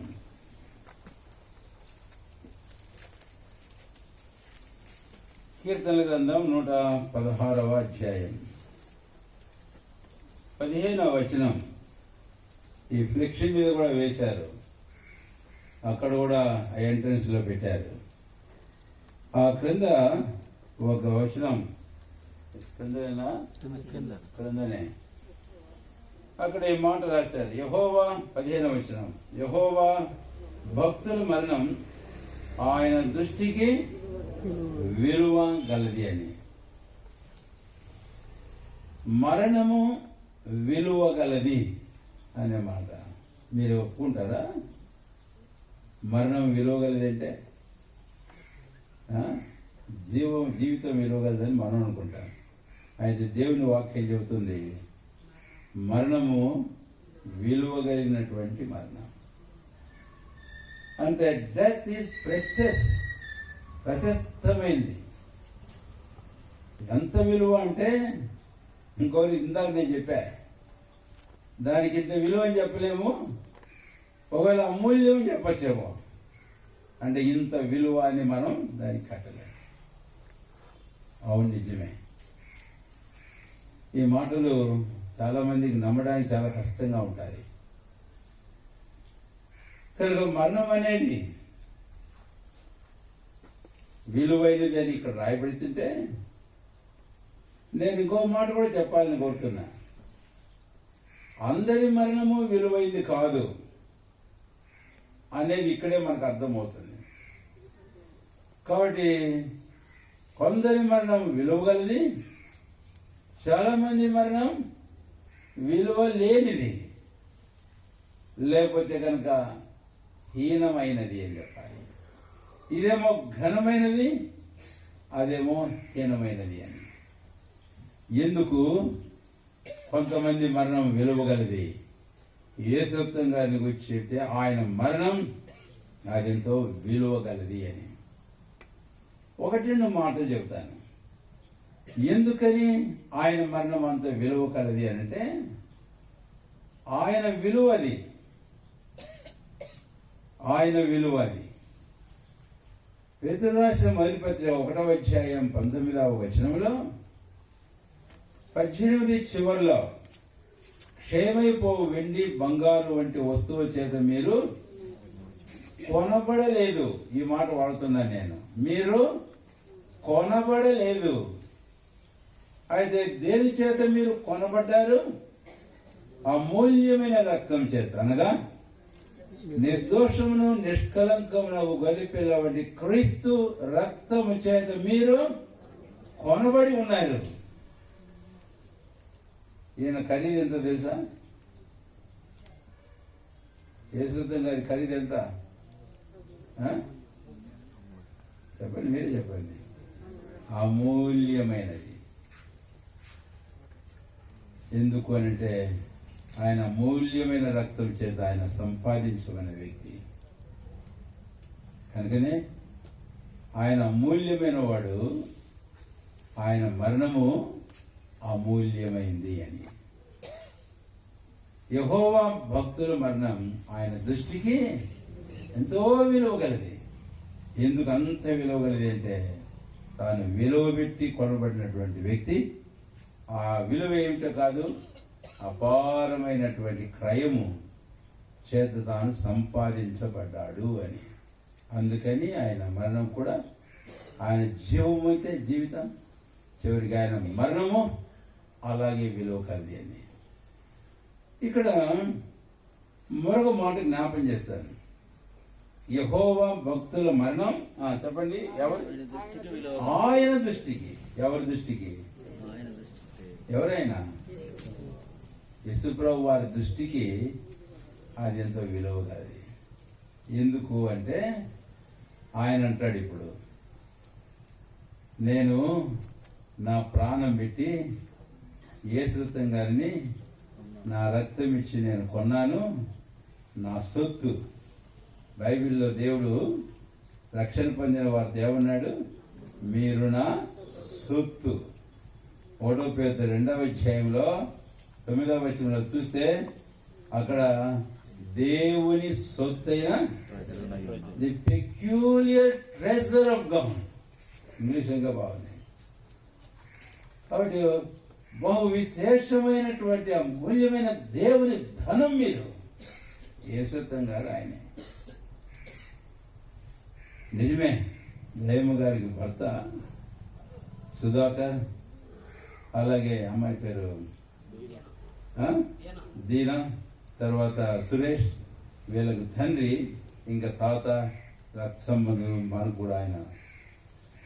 అయితే మనందరికంటే మించి ప్రభువైన యేసుక్రీస్తు వారికి తానెంతో విలువైనటువంటి వాడు. ఎందుకు అంటే ఆ విలువను పెట్టి ఆయన యేసురత్నం గారిని సంపాదించుకున్నాడు. ఇది ఎట్లా ఉంది అని నేనంటే నేను ఒక మాట చెబుతాను. ఒక వ్యవసాయకుడు ఎన్నో వ్యయ ప్రయాసాలు పడి వ్యవసాయం చేస్తాడు, సేద్యం చేస్తాడు, విత్తనం విత్తుతాడు, ప్రయాసపడతాడు, చెమటోడుస్తాడు. ఆయా సందర్భాల్లో తల తాకట్టు పెట్టైనా పంట సమకూర్చుకోవాలి తాను చేసే ప్రయత్నాలు ఎన్నో చేస్తాడు. ఇదంతా ఎంతో ఉంది. అయిన తర్వాత దేని కొరకు ఇదంతా చేస్తున్నాడంటండి? ఒట్టి ఫలం కాదు, విలువైన భూఫలం. దేనికోసమంట? విలువైన. కాబట్టి వ్యవసాయకుడు ఆ విలువైన భూఫలాన్ని చూస్తున్నాడు. కాబట్టి ఎన్ని ప్రయాసలో పడతాడు. యేసయ్య నీ కొరకు, నా కొరకు, యేసయ్య గారి కొరకు, సర్వ లోకంలో సర్వ మానవాళి కొరకు అలాగానే చేశాడు. దేవుడైన ఆయన తానే మనుషులు జన్మించాడు. మనుషుడు పరిశుద్ధులైన ఆయన అతిక్రమస్తులో ఒక్కడుగా ఎంచబడ్డాడు. మన మీద పాప దోషములు ఆయన మీద మోపడ్డాయి. మనకు బదులుగా మనం పొందవలసిన శిక్ష ఆయన పొందాడు. ఆయన శిలువలో కేక వేసి ప్రాణం విడిచాడు. ఆయన వచ్చి రాయబడింది ఫిలిప్పీ 2:7 తను తాను 6:7 రిక్తునిగా చేసుకున్నాడట. అంటే ఖాళీ చేసుకున్నాడు. దేని కొరకు? ఉపమానాలు వెళితే పొలములో అమూల్యమైన ధనాన్ని చూచాడు, దాన్ని సంపాదించాడు. కాబట్టి యేసుక్రీస్తు ప్రభు వారు ఇక్కడ కూర్చొని నీ కొరకు కూడా ఆయన చనిపోయాడు, సమాధి చెవుడి తిరిగి లేచాడు. అంత క్రయం చెల్లించి యేసురత్నం గారిని తాను సంపాదించుకున్నాడు. ఇప్పుడు యేసురత్నం గారు ఆయన ప్రభుతో కూడా ఉండడానికి పోయినాడు. వ్యవసాయకుడు ఎప్పుడు సంతోషిస్తాడో తెలుసా? సేద్యం చేసేటప్పుడు కాదు, పెట్టుబడి పెట్టేటప్పుడు కాదు, లేకపోతే ఎప్పుడో కాదు, ఆఖరిన భూఫలం ఎప్పుడైతే దాని ఇంటికి తెచ్చుకుంటాడో అప్పుడు ఏం చేస్తాడు? సంతోషిస్తాడు. యెషయాలో మనం చూస్తాం 9:3-4 వారి సంతోషాన్ని నీవు అభివృద్ధి చేస్తున్నావు అంటాడు. ఎప్పటి వలే కోతకాలమందు సంతోషించినట్టు వారి సంతోషాన్ని నీవేం చేస్తున్నావట? నిన్నటి దినాన యేసు ప్రభు వారు కోసిన కోతలో ఇంకెంతో మంది ఇలాంటి వాళ్ళు ఉండొచ్చు ప్రభువుని నిద్రించేవారు. యేసురత్నం గారు కూడా ఒకరు. కాబట్టి ప్రభు పరలోకంలో ఏం చేసింటాడు? నేను ఉదయకాలం సంతోషించాడు. ఎందుకు? ప్రభు పరలోకంలో ఏం చేశాడు? సంతోషించాడు. నా భక్తుడు. కాబట్టి నేను సంపాదించుకున్న సొత్తు ఈరోజు నేను నా ఇంటికి తెచ్చుకున్నాను. అది ఆయన సంతోషం. అందుకే అది ఆయన దృష్టికి విలువైంది. కాబట్టి మనం కూడా ఆ సంగతి అర్థం చేసుకునేవారు కాదని నేను ఇందాక చెప్పాను. ఎడబాపులో కొంత కష్టము, దుఃఖం అనేది ఉంటుంది. కొరత లేమిడేది మనకు కనపడవచ్చేమో. నా మట్టుకు నాకు కూడా ఎంత లేమో, దేవుని సేవకులుగా ఆయన మాతో ఒకడుగా కలిసి ఒక సేవకుని కూడా తాను తిరిగి చేసిన సేవ పరిచర్య, అలాంటి ఆ స్థలంలో ఆ వాతావరణంలో తాను లేమి అనేది మాకు కనపడుతూ ఉంటుంది. కానీ దేవుని మేము ప్రశ్నించకూడదు, కుటుంబం కూడా ప్రశ్నించకూడదు. దేవుని చిత్తాన్ని సమ్మతించి ఆయనకు అప్పగించుకోవాలి. ఇప్పుడు మరొక మాటకు మనం వెళితే, యెహోవా భక్తుల మరణము దాన్ని గురించి దావీదు మాట్లాడుతూ పైకి వస్తే నేను మరొక మాట జ్ఞాపం చేస్తున్నాను. రండి దయచేసి. దావీదు తన ప్రాణముతో ఏమని చెప్పుకుంటూ ఉన్నాడు అని మాట. 7వ వచనం, నా ప్రాణమా యెహోవా నీకు క్షేమం విస్తరింపజేసి ఉన్నాడు, తిరిగి నీ విశ్రాంతిలో ఏం చేయమంట? నా ప్రాణమా నీ విశ్రాంతిలో ప్రవేశించు అన్నాడు. కనుక యేసురత్నం గారు ఆయన తన ప్రాణంతో, అంతేకాదు క్రీస్తులో నిద్రించిన వారు తమ ప్రాణంతో, అంటే ఒకవేళ నిద్రించేటప్పుడు మనతో మాట్లాడకపోయినా కాబట్టి తాను నమ్మిన ప్రభుతో ఆ స్పృహలో ఆ స్పర్శలో ఉంటూ ఉంటారు కూడా, అనుమానం లేదు. కాబట్టి ఇప్పుడు యేసురత్నం గారు గురించి మనం చెప్తే ఆయన తిరిగి తన విశ్రాంతిలో ఏం చేశాడు? ప్రవేశించాడు. ఉద్యోగరీత్యా కూడా చాలా కష్టాలే ఉండింటాయి. సురేష్ ఏమో ఏదో ఒకటి రెండు మాటలు చెబుతూ వచ్చాడు, తన ఎఫిషియన్సీ, తన క్యాపబిలిటీని గురించి. కరెక్టే, అది నేను కూడా చెప్పాను కదా. అయితే అదే సమయంలో అలా ఉండడానికి ఒక ఉద్యోగస్తుడికి ఎన్ని ఒత్తిళ్ళు క్రింద వారి నుంచి వస్తాయి, ప్రక్క వారి నుంచి వస్తాయి, పై వారి నుంచి వస్తాయి. ఆ ఉద్యోగంలో టెన్షన్లు ఎన్ని, తర్వాత రక్షణ పొందిన తర్వాత కూడా ఇలాంటి పరిస్థితులు, కుటుంబం, పిల్లలు, ఆర్థికపరమైన ఇబ్బందులు. అంతేకాకుండా ఈ మధ్య కాలంలో ఆయన గురించి మనం తెలిసిన ప్రకారం 70 సంవత్సరాల వరకు ఆయన ఎప్పుడు హాస్పిటల్ చేరినట్టుగా ఏం లేదు. చాలా ధన్యుడు. అయితే ఇప్పుడు ఈ మధ్య కాలంలో కొంత శరీరంలో నలత అనేది కొంత అనుభవిస్తూ వచ్చాడు. కానీ ఈ మధ్య కాలంలో మీటింగ్ పెట్టినప్పుడు కూడా గుడిక మూలకడం కానీ ఇలాంటి ఏమీ లే, ప్రశాంతంగానే ఉంటుండేవాడు చివరి వరకు కూడా. అయినా మనకు అర్థమవుతుంది. దైవజనుడు మోషే అన్నాడు ఒక మాట, ఏమని 90వ కీర్తనలో, 70 సంవత్సరాలు నన్ను ఆయుష్కాలం, మా ఆయుష్కాలం అధిక బలం ఉంటే 80 సంవత్సరాలు. వాటి వైభవాన్ని గురించి చెప్పయ్యా మోషే అంటే ఏం చెప్పాడు? వైభవాన్ని గురించి ఆయనను అది ఆయాసమే దుఃఖమే అన్నాడు. దైవజనుడు మోషే అంతటి వాడు చెప్తే దేవుని వాక్యంలో రాయబడితే మన విషయంలో అది వాస్తవం కాదా? ఖచ్చితంగా. అయితే ఇప్పుడు యేసురత్నం గారు చెప్పాలి. నిన్న ఉదయకాలం ఈ ఆయాసము, ఈ ప్రయాసము, ఈ శ్రమ, వీటన్నిటి నుంచి విడుదల పొందాడు. తాను విశ్రాంతిలో ప్రవేశించాడు. మనకు తెలుసు ప్రకటన 14:13 ఏమని? అతడు ఇప్పటి నుండి ప్రభునందు మృతులు ధన్యులు, వారు తమ ప్రయాసములు మాని విశ్రాంతి పొందుదురు, వారి క్రియలు వారి వెంట పోవునని ఆత్మ నిజమే. కాబట్టి యేసురత్నం గారి విషయం నేను చెప్పే మరొక మాట ఏంటంటే, మనతో లేడు, దేహంలో లేడు, బాధలో ఇక లేడు. నేను ఇందాక జన్మదినం కంటే మరణదినం మీరు ఎందుకు చెప్పాను తెలుసా? నరుడు జన్మించినప్పుడు దేనికో జన్మిస్తాడట, శ్రమానుభవానికి జన్మిస్తాడు. బైబిలే చెప్తుంది. కాబట్టి హ్యాపీ బర్త్డే అంటాం కానీ వాడు కొంచెం పాస్ పోసుకోలేదు అనుకో పిల్లోడు, ఇక హ్యాపీ గీపీ ఆడిపోయిందో అది మొదలుకొని ఇంక చచ్చేదాకా ఉంటాయి ఇవన్నీ. కాబట్టి హ్యాపీ బర్త్డే కాదు, హ్యాపీ డెత్ డే. మరణదినం ఎంతో సంతోషం. నరుడు శ్రమానుభవంకే జన్మిస్తాడు. అయితే మరణించేది ఒక విశ్వాసి, క్రైస్తవుడు విశ్రాంతి కొరకే మరణిస్తున్నాడు. యేసురత్నం గారు శ్రమానుభవానికి జన్మించాడు. యేసురత్నం గారు నిత్యమైన విశ్రాంతి కొరకు ఆయన నిద్రించాడు, మరణించాడు. ఆయన ఎంతో ధన్యుడు. మరొక మాట జ్ఞాపం చేస్తున్నాను. ఏమిటి అనంటే,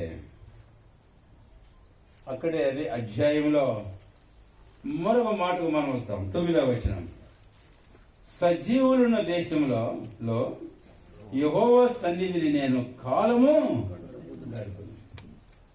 ఎక్కడున్నాడు ఇప్పుడు? ఇంకా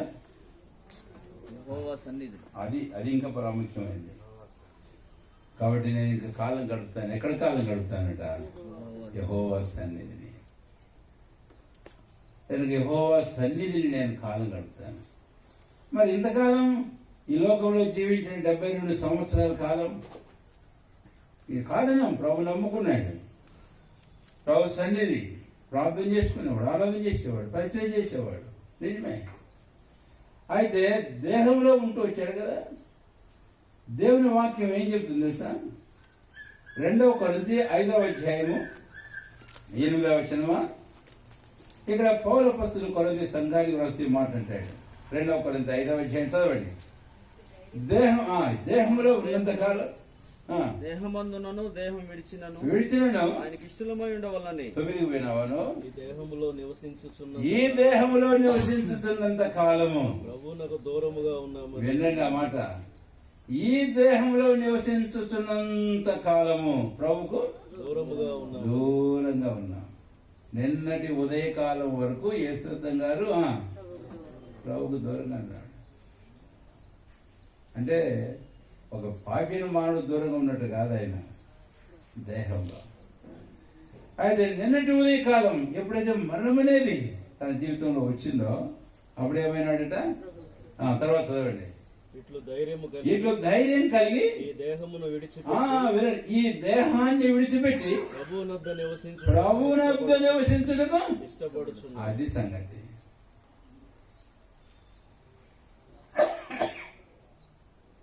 దేహం విడిచిపెట్టాడు, ప్రభువునొద్ద నివసించాలని వెళ్ళాడు. ఎక్కడున్నాడు యేసురత్నం గారు? యేసురత్నం గారు లేడు కాదు, లేడు అందరూ మోసపోకండి. యేసురత్నం గారు ఉన్నాడు. అర్థమైందా? మా నాన్నగారు చనిపోయారు 1999వ సంవత్సరం మే 1వ తారీఖు. నాకేం అనిపించలే ఆయన. ఈ రోజు కూడా ఆయన లేడు నాకేం అనిపించదు. అయితే నాకు అనిపించేది ఒక కొరత ఏంటంటే, ఆయన కన్నా ఉంటే ప్రతిరోజు కనీసం 3 సార్లు నా కోసం ప్రార్థన చేసేవాడు. నా ఒక్కరి కోసం కాదు, ఆయన పిల్లలు ఎంతమంది, పిల్లలు ఎంతమందో పేరున ఊరిగా పెద్ద కొడుకు వచ్చిన కొడుకు ఇట్లా కాదు, పేర్లు ఎత్తి పేరున అందరికీ ప్రార్థన చేశాడు. అది ఒక కొలతనే కాదు తప్ప మా నాన్న గురించి నేను ఎప్పుడు బాధపడను. మా నాన్న గుర్తుకొస్తే నేను హ్యాపీ ఫీల్ అవుతా. ఎందుకంటే ఆయన ఉన్నాడు. ఎంతో చక్కని దీవెన మనోహరమైన స్థలంలో తనకు పాలు దొరికింది. అక్కడున్నాడు ప్రభుతో కూడా విశ్రాంతిలో. అది సంతోషం. కాబట్టి యేసురత్నం గారి విషయంలో మనం చెప్పగలిగింది అదే, యెహోవా సన్నిధిని అన్నటువంటి మాట. 2 కొరింథీ 5లో చదివాం, దేహంలో ఉన్నంత కాలం దేవునికి దూరం. అయితే దేహాన్ని విడిచిపెట్టి ప్రభువునొద్ద నివసించడం సింగరాయ కొండలో ఆయన నివాసం అయిపోయింది. దావీదు ఒక మాట అంటాడు, యాత్రికుడైన నేను నా బస్సులో. యాత్రికులమే మంచి ఇల్లు కట్టించుకున్నారు, కొన్ని సంవత్సరాలు అందులో జీవిస్తూ వచ్చారు. అయితే ఇది కాదు పర్మనెంట్. అయితే పర్మనెంట్ ఏంటి? ప్రభుతో ఉండడం శాశ్వతమైంది. కనుకనే ఇది మరొక తలపుగా నేను ఇక్కడ జ్ఞాపకం చేస్తున్నాను, యెహోవా సన్నిధిని నేను కాలం గడుపుతాను అని. ఆ సందర్భంలో మరొక వాక్యం కూడా అక్కడ ఉంది, సజీవులున్న దేశంలో. క్రైస్తవ జీవితంలో తన ఎడబాపు అనేది తనకు వలె ప్రభువులో విశ్వాసం నుంచి రక్షణ పొందిన తన తల్లో తండ్రో ఇంటి వాళ్ళు ఇంకెవరైనా కానీ యేసురత్నం గారి విషయానికి వస్తే అలాంటి వారందరితో కూడా ఉండడానికి పోయినాడు.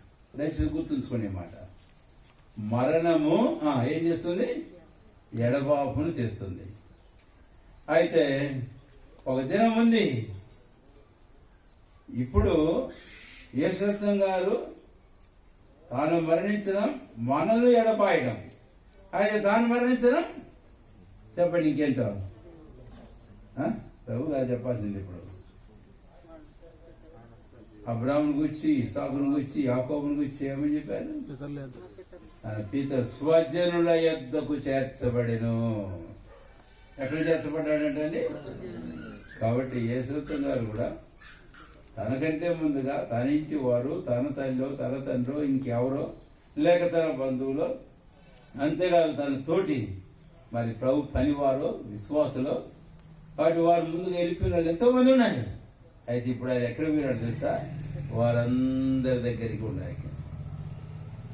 ముందుగా ప్రభు, అంతేకాదు ప్రభుతో కూడా ఉన్న వారందరితోనూ తాను కూడా ఉండడానికి వెళ్ళాడు. కాబట్టి యేసురత్నం గారు ఉన్నారు. చాలా చక్కని మనోహరమైన సజీవులున్న దేశంలో ప్రభుతో పరిశుద్ధులందరితో కూడా తాను ఉన్నాడు. తాను విడిచివెళ్ళింది కేవలం మంచి దేహం, అంతేగాని యేసురత్నం గారు ఆయన ప్రభుతో కూడా ఉండడానికి తీసుకొని పోబడ్డాడు. ఈ తలంపులు మన హృదయంలో ఉంచుకున్నాం. అందుకే ఈ మరణాన్ని గురించి నేను ముగించబోతుంటే, ఒక దినం మన జీవితాల్లో ఉంది, ఎప్పుడు మనకు తెలియదు. బైబిల్ చెబుతుంది హెబ్రీ 9:27 మరణము ఏంటంట? నిశ్చయం. ప్రసంగి 7వ అధ్యాయము ఇందాక ఆ గంధంలో చూడండి వాక్యాలు జ్ఞాపం చేసుకున్నాను. మరణము అందరికీ వచ్చును. కాబట్టి స్నేహితుడా, ఇక్కడ కూర్చున్న ప్రియమైన సోదరి, దగ్గర దూరంగా ఉండి ఈ మాట వినే మీరు ఎవరైనా ఈ దినాన యేసురత్నం గారి ఈ మరణ సందర్భంగా నా మరణం, నీ మరణం, మన మరణం మనకు జ్ఞాపకము వస్తూ ఉంది. అంతేకాదు ఈ మార్గమున మనందరము వెళ్ళవలసిందే. దావీదు అన్నాడు తన కుమారుడిని సొలొమోనును పిలిచి, దావీదునకు మరణకాలం సమీపించినప్పుడు, నాయనా లోకులందరూ వెళ్ళవలసిన మార్గం నేను వెళ్తున్నాను, ధైర్యం తెచ్చుకున్నాడు. మన జీవితంలో ఉంది. ప్రియమైన సోదరుడా, దయచేసి జ్ఞాపం చేసుకో, ఒక దినం, ఇలాంటి దినం, ఇటు మార్గం కూడా మనము వెళ్ళవలసిన వారమే. అది ఎప్పుడో తెలుసా? మనకు ఎవరికి తెలియదు. ఎప్పుడో తెలుసా? ఎవరికి తెలియదు. కనుక నేను ఒక మాట జ్ఞాపం చేయాలనుకుంటున్నాను. ఆ తెలియని ఆ మరణమనే అనుభవం మన జీవితంలో ఎప్పుడో హఠాత్తుగా రాబోతుంటే, అటు మరణం కొరకే మనం సిద్ధపడాలా లేదా? సింగరాయకొండ బస్ స్టాండ్లో 9ంటికి బస్సు అంటేనే ఎప్పుడో సిద్ధపడతానే ఉంటావు. ఒక 10 నిమిషాలన్నా 5 నిమిషాలన్నా ముందు ఆడిపోయి ఉంటావు. తెలిసి బస్సు ఎన్నింటికి? 9ంటికి. ట్రైన్ ఎన్నింటికి? 9ంటికి. నీకు తెలుసు. అయితే తరపడుతూ 5 నిమిషాలకు పోయి ముందే ఉంటావు. నీకు తెలియదు ఈ ట్రైన్ ఎప్పుడు వస్తుందో. ఏ ట్రైను? ఈ బస్సు ఎప్పుడు వస్తుందో తెలియదు నీకు. ఎక్కడానికి సిద్ధంగా ఉండవు. ఎప్పుడో నాకు తెలియదు కనుక ఎప్పుడైనా కానీ నేను రెడీగా ఉండాలి. ఇలాంటి మరణం అనేది మన జీవితంలో ధన్యమైన మరణం మన జీవితంలో మనకు కావాలి అని అంటే, మరణించడం కాదు, నువ్వు అనుకుంటే మరణించడం, అనుకోకపోతే మరణించకపోవడం లేదు, ఖచ్చితంగా వస్తుంది. అయితే యేసురత్నం గారి మరణం వంటి మరణం మనం పొందేందుకు సిద్ధపడాలి. మనం సిద్ధపడాలి. అందుకనే 116 కీర్తన 15 వచనం, యెహోవా భక్తుడు. యేసురత్నం గారు యెహోవా భక్తుడుగా మరణించాడు. భక్తుడు అంటే అర్థం ఏంటనండి? ఒక మాటలో చెప్తే, యోబు గ్రంథం 1వ అధ్యాయంలో మనం చూస్తాం. యోబును గురించి వ్రాయబడిన మాట 1వ వచనం నుంచి, ఊరు దేశమందు యోబును ఒక మనుషుడు ఉండేను, అతడు యథార్థవంతుడును న్యాయవంతుడైండి దేవుని భయభక్తులు కలిగి, అది సంగతి. కాబట్టి చెడుతనంలో పుట్టాడు యేసురత్నం గారు. ఎవరం కాదనం. మనం ఎవరమైనా, ఏ వెనుకటి చరిత్ర కలవారమైనా జన్మించింది చెడుతనంలో, పాపంలోనే జీవిస్తున్నామా, పాపంలోనే. పాపంలో జన్మించిన యేసురత్నం గారు యెహోవా భక్తుడుగా, నీతిమంతుడుగా మరణించాడు. అది ధన్యమైన మరణం. భక్తి అని అంటే చెడుతనమును అసహించుకోవడం. అది తన చేతన అయింది అని చెప్పడంలే. తన ఉద్యోగం బాగా చేస్తాడు, పని అప్పగించిన పని ఎంత సమర్థవంతంగానే చేస్తాడని సంగతి ఇందాకని చెప్పి ఆయన బాగా తెలుసు. అయితే తన పాపం నుంచి తను రక్షించబడడం అనేది తనకు తెలియదు. తన చేత కాదు, ఏ మానవుని చేత కాదు. ఏ ఫాదరినో, ఏ పాస్టరో, లేకపోతే ఏ పూజారో, లేకపోతే ఏ బాబానో, ఎవడో ఎవరి కాళ్ళలో పట్టుకుంటే నువ్వు మోక్షానికి పోతావు అనుకొని పోకు. ఎక్కడికి మోక్షానికి కాదు కదా. నువ్వు ప్రభు పాదాల దగ్గర రానంత వరకు నీ పాపంలోనే ఉంటావు, పాపంలో చచ్చిపోతావు, నిత్యమైన నరకానికి పోతావు. ఎందుకు? దేవుని వాక్యం చెబుతుంది, ఏ వ్యక్తి కూడా తనంతకు తాను కానీ ఇంకొక మనుషుడు కానీ నీతిమంతుడుగా ఏమాత్రం ఒక వ్యక్తిని తెచ్చలేడు. తలమో కులమో మతమో ఇంకేదో ఏది తెచ్చలేదు. గ్రంథంలో 62వ అధ్యాయంలో 4వ వచనంలో మనం చూస్తాం ఆ మాట, మా నీతి క్రియలు కేవలం మురికి వేలికలు. మనిషి నీతి మురికి తేలికలండి. కాబట్టి నీ వల్ల కాదు. అందుకనే మనల్ని పరిశుద్ధపరిచేవాడు, పాపం నుంచి మోచించి నీతిగా తెచ్చి భక్తులుగా చేసే రక్షకుడు ప్రభువైన యేసుక్రీస్తు వారు. ఇందాక 2 మాటలు చెప్పా. ఆ దేవదేవుడు మనుషులలో కూడా జన్మించాడు, మౌనవారి రక్షణ కూడా స్త్రీలో ప్రాణం పెట్టాడు. ఆయన సమాజీవుడు సజీవుడై తిరిగి లేచాడు. యేసుప్రభు వారు జీవించచ్చు, ఆయన పాపాలు క్షమించడానికి అధికారం కలిగి ఉన్నాడు. ఆయన వచ్చింది ఏదో ఒక స్థలాన్నో కులాన్నో లేకపోతే ఉద్ధరించడానికో లేకపోతే ఏదో మత స్థాపనకో కాదు, కానీ పరలోకానికి ఒక పాపిని మార్చి రక్షణ ఇచ్చేందుకు తీసుకుని పోయేందుకు వచ్చాడు. అందుకనే ఆ రక్షకుడు ప్రభువైన యేసుక్రీస్తు వారిని సొంత రక్షకునిగా అంగీకరించాడు. అడుగు పాల మీద పడు, ప్రభు పాపి నన్ను క్షమించు, నన్ను ఇంతగా ప్రేమించావు, నేనేం చేయలేను, పాపం చేశాను, ఆయన నన్ను ప్రేమించి నా రక్షణ కొరకు ప్రాణం పెట్టావు, నేను నమ్ముకుంటున్నాను యేసయ్య, నా పాపాలు క్షమించి నువ్వు నాకు రక్షణ తెచ్చి. యేసుక్రీస్తు గారి వల్ల నేను రక్షణ పొంది ఆయన కూడా ధన్యమైన మరణం నా జీవితంలో పొందాను, నన్ను సిద్ధపరచు.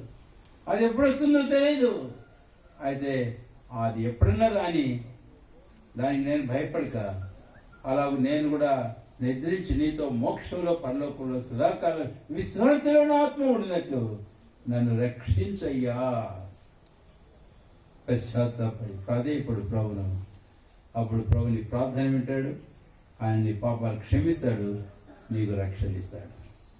చివరికి ఒక మాట చెప్పి నేను ప్రార్థన చేసి మనం ముగిస్తాను. ఏమిటి అని అంటే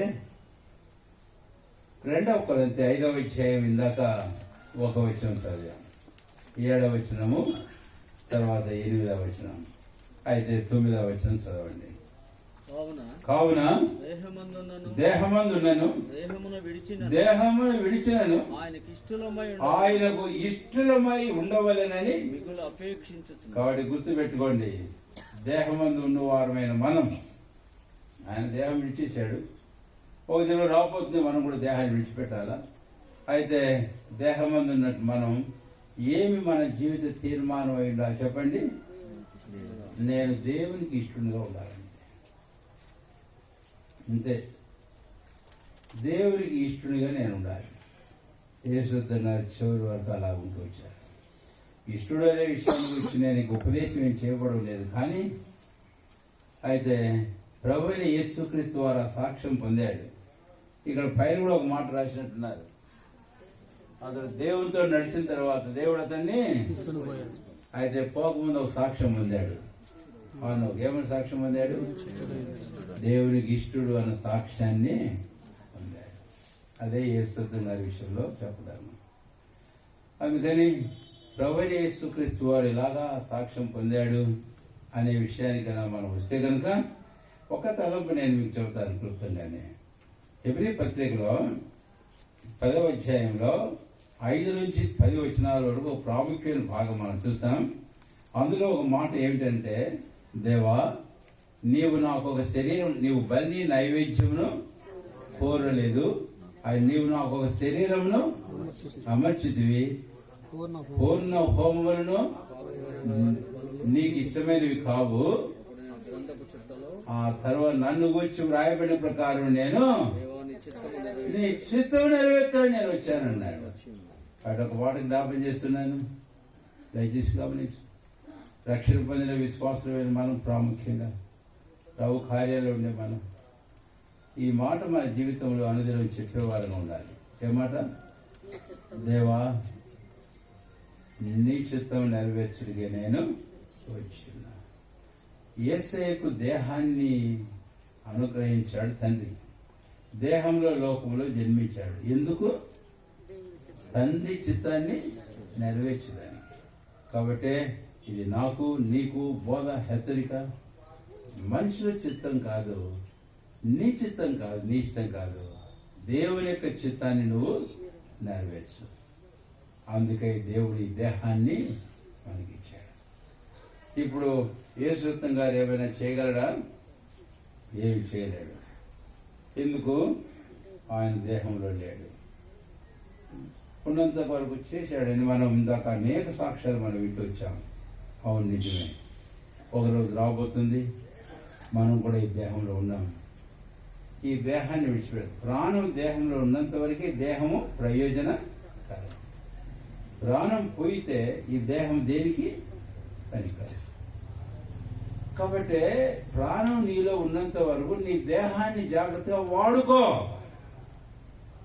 అర్థమైందా? అది నేను చెప్పబోతున్నాను. నీ దేహాన్ని జాగ్రత్తగా వాడుకో. తినడానికో, త్రాగడానికో, సమర్థనంగా ఉండడానికో, మొండిదానిగా మొండుగా ఉండడానికో, నీకు ఇష్టమైనట్టు ఏదో చేయడానికో, జీవించడానికో, దేనికో వాడుకోక ఈ దేహాన్ని, ఈ శరీరాన్ని. నీవు నాకు ఒక దేహంలో అమర్చావు, నీ చిత్తము నీ దేహంలో నేను నెరవేర్చడానికి. కాబట్టి ఒక నూతన తీర్మానం చేసుకున్నాం విశ్వాసంగా. మనం దేహంలో మిగిలిన కాలం దేవుని చిత్తం జరిగిస్తూ, ఆయనకి ఇష్టంగా జీవిస్తూ, దేవుడి దేహాన్ని ఇచ్చిన ఉద్దేశాన్ని మరి సాధన చేసుకున్నాం. దీన్ని వదిలిపెట్టకండి, దీన్ని ఖర్చు చేయండి. దేన్ని? ఈ దేహాన్ని వాడండి. ఈ దేహం అనేది కూడా దేవుడు మనకు ఒక ఆస్తిని ఇచ్చినట్లు, ఒక ధనముని ఇచ్చినట్లు. అర్థమైందా? కాబట్టి ధనం ఎలాగైతే వాడుకుంటామో దేహాన్ని కూడా ఏం చేయి అట్లా వాడు. కొంతమంది వాడుకోలేకపోతారు. వాడుకోకుండా అంతా పెడతారు బీరువాలోనే. ఆఖరి తుప్పడుతుందో, దొంగలు ఎత్తుకెళ్తారో, లేకపోతే ఇంకా వాళ్ళు వస్తారు. మన ఒక అంటాడు తలపట్టుకొని ఏడుస్తూ, నా సుమంతో ఎత్తుకుపోయినరు లారీలో అని అంటున్నాడు పాపం.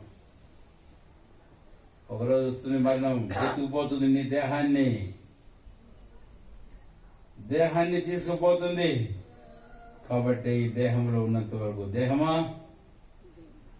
విను మర్యాదగా మాట, నేను ఈ పని చేయాలి, ఆ పని చేయాలి.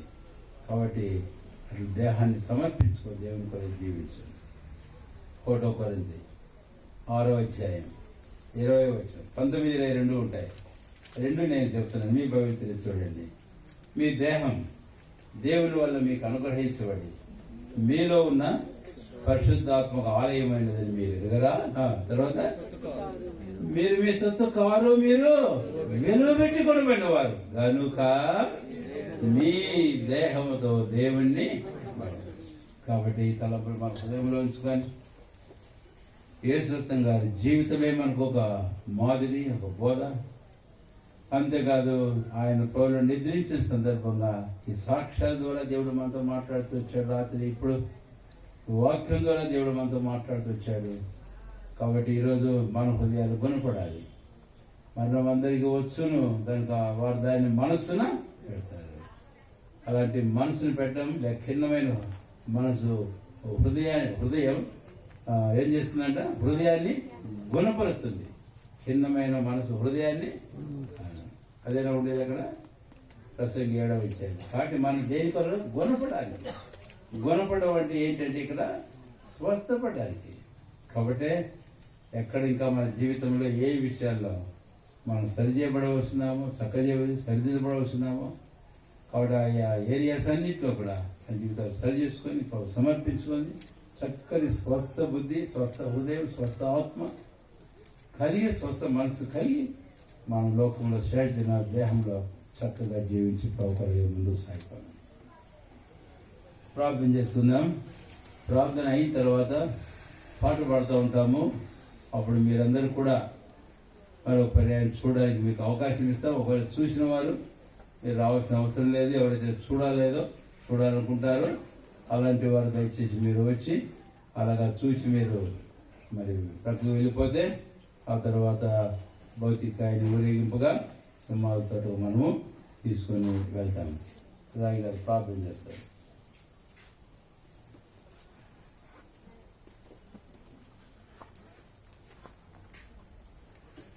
ప్రేమ కలిగిన ప్రభా, కృప కలిగిన స్వామి, ఈ మధ్యాహ్న కాల సమయంలో నీ పరిశుద్ధమైన జీవం కలిగిన నామములో నీ బిడలముగా చేరి తల వంచి ప్రభా నీకు స్తుతులు చెల్లించి నిన్ను ఆరాధిస్తూ ఉన్నాము నాయన.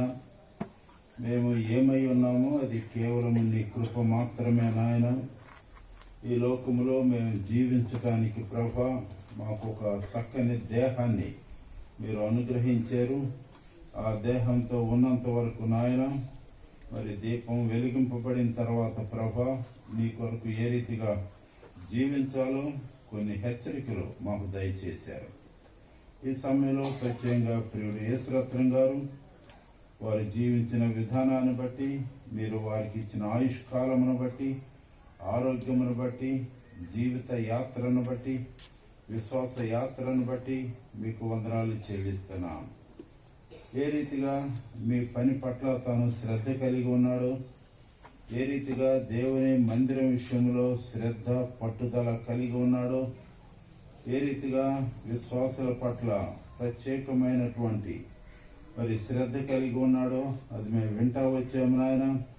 ఆ రీతిగా తన జీవితం అంతటిని బట్టి కూడా నీకే వందనాలు చెల్లిస్తున్నాం. ఆ రీతిగా భక్తుల మరణం ప్రభా నీ దృష్టిలో విలువ కలిగింది అని మీరు రాసిపెట్టిన వాక్యాన్ని ఆ బిడ్డ పక్షంగా మీరు నెరవేర్చుకున్నందుకై నీకు వందనాలు చెల్లిస్తున్నాం. నీ సన్నిధిలో ఉండటానికి ఆ బిడ్డను పిలుచుకున్నారు నాయన. సజీవుల్లో ఉండటానికి ఆ బిడ్డను మీరు పిలుచుకున్నారు. నీ యొక్క నిత్యమైన విశ్రాంతిలో ఉండటానికి పిలుచుకున్నారు. నీ స్తోత్రములు తాను జీవించిన జీవిత కాలంలో మీరు వారికి ఇచ్చిన దేహంతో నాయన నీ చిత్తాన్ని నెరవేర్చడానికి ఆయన ఇష్టపడ్డాడు ప్రభా. ఆ రీతిగా ఆ బిడ్డకు మీరు అటువంటి చక్కని అవకాశాన్ని దయచేశారు. నీ ఆత్మ కార్యాన్ని ఆ బిడ్డలో మీరు జరిగించారు. నీ వాక్యం ద్వారా ఒప్పించారు నాయన. ఆ రీతిగా నీ చిత్తానికి లోపడి జీవించుట్లో మీరు చేసిన ప్రతి విధమైన సహాయాన్ని బట్టి, నీ పరలోక సంబంధమైన ఆశీర్వాదాలు మీరు ఆ బిడ్డకు ఆ రీతిలో అనుగ్రహించిన దాన్ని బట్టి నీకే వందనాలు చెల్లిస్తున్నా. మీరు ఇచ్చిన ఆత్మ వరములను ప్రభా తాను ఏ రీతిగా సమకూర్చుకుంటూ వచ్చాడో, నీ పనిలో వ్యయపరుస్తూ వచ్చాడో, తన విశ్వాస యాత్ర అంతటిని బట్టి కూడా నీకు వందనాలు చెల్లిస్తున్నా. సోదరిని బట్టి, వారి విశ్వాసమును బట్టి, ఇద్దరు కలిసి తల్లిదండ్రులుగా కుటుంబ విషయాల్లో మీరు వారికి ఇచ్చిన బిడ్డల విషయాల్లో ఏ రీతిగా ప్రార్థన పూర్వకంగా పెంచుతూ వచ్చారో, మీరు వారికి ఇచ్చిన విశ్వాస స్వాస్థ్యమును వారికి కూడా పంచిపెట్టారు. అంతటిని బట్టి కూడా నీకు వందనాలు చెల్లిస్తున్నాం. ఈ రీతిగా ఈ సమయంలో ప్రభా వారి దేహం చుట్టూ చేరిన మేము నాయన వారిని మీరు బలపరిచి వారి ద్వారా జరిగించుకున్న కార్యం అంతటిని బట్టి కూడా నీ స్తోత్రం చెల్లిస్తున్నాం. ఈ సాక్ష్యాలు విన్న మేము, వాక్యం విన్న మేము నాయన, ఏ దినాన ఆ మరణం మాకు సంప్రాప్తిస్తుందో మాకు తెలియదు కానీ నాయన మేము సిద్ధపడాలి నాయన. నీ చిత్తము మా దేహంలో ఉన్నంత మేము నెరవేర్చబడాలి నాయన. ఆ రీతిగా మా కొరకు ప్రభా మమ్మల్ని మేము నీ కొరకు నీ చిత్తం చేయటి కొరకు సమర్పించుకునే భాగ్యము, ఆ ప్రార్థన జీవితము మాకు దయచేయమని కోరుకుంటున్నాం. మిగిలిన భూస్థాపన కార్యక్రమాన్ని మీరు నడిపించవలసిందిగా, కుటుంబాన్ని ఆదరించవలసిందిగా, స్థానిక సంఘం విశ్వాసులకు క్షేమాన్ని ధైర్యాన్ని దయచేయవలసిందిగా కోరుకుంటూ యేసు నామమున వేడుకొనుచున్నాం తండ్రి, ఆమేన్. ఈ సమయంలో మేము ఒక పాట పాడుతూ ఉంటాం. ఎవరైతే చూడలేదో వాళ్ళు మాత్రం దయచేసి ఒకసారి వచ్చి చూసి వెళ్ళండి. ఆ తర్వాత ముందు బ్రదర్స్ రండి, ఆ తర్వాత సిస్టర్స్ వస్తారు. వచ్చి చూసి వెళ్ళి మీ స్థానంలో మీరు కూర్చోండి.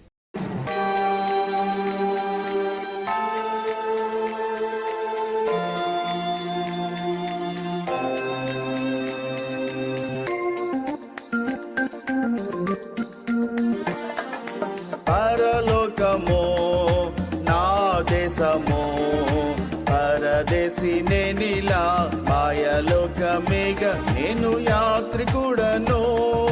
పరలోకమో నా దేశమో, పరదేశి నేనిలా మాయలోకమేగ నేను యాత్రికుడను.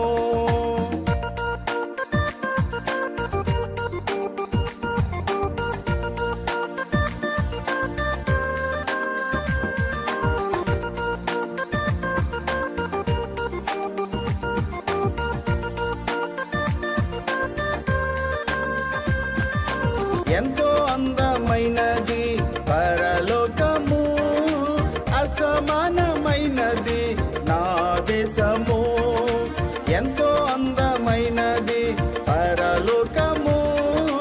అసమానమైనది నా దేశము, ఎల్లప్పుడూ విశ్వాసంతో యాత్రను సాగింతును, ఎల్లప్పుడూ విశ్వాసంతో యాత్రను సాగింతును. పరలోకము నా దేశము, పరదేశిని నీలా మాయలోకమేగా నేను యాత్రికుడను.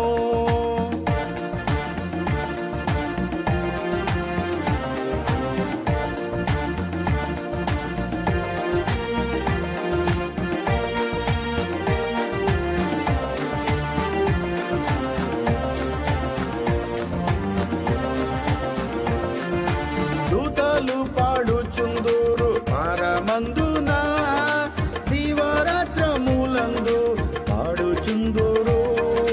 దూతలు పాడుచుందురు పరమందున, దివారాత్రములందు పాడుచుందురు.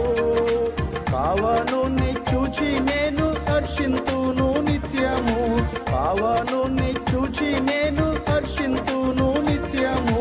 పరలోకము నా దేశము, పరదేశిని నీలా మాయలోకమేగా నేను యాత్రికుడను.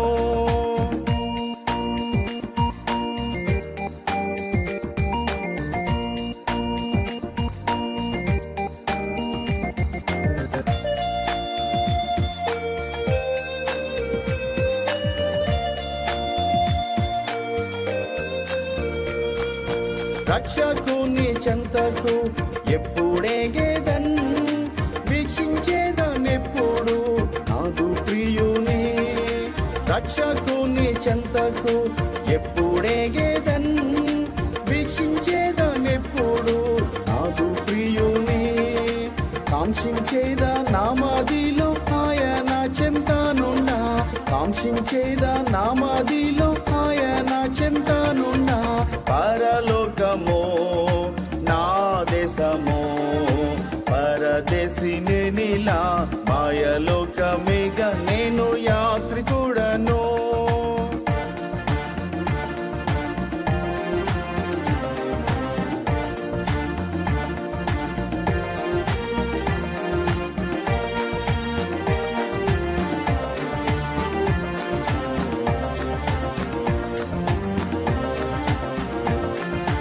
అద్దరికి ఎప్పుడు నేను వెళ్ళేదన్, ఆగుపాడుచున్నది గమ్యస్థానము.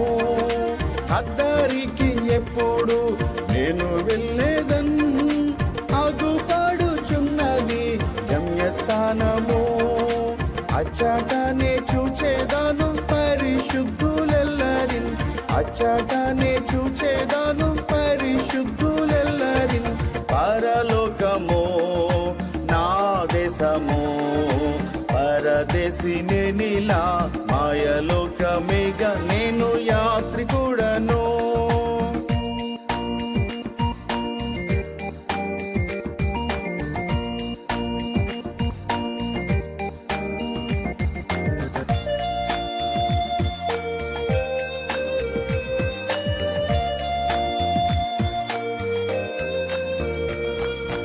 నిత్యానందముండును పరమందున, నీతి సమాధానము ఉండు నచ్చట.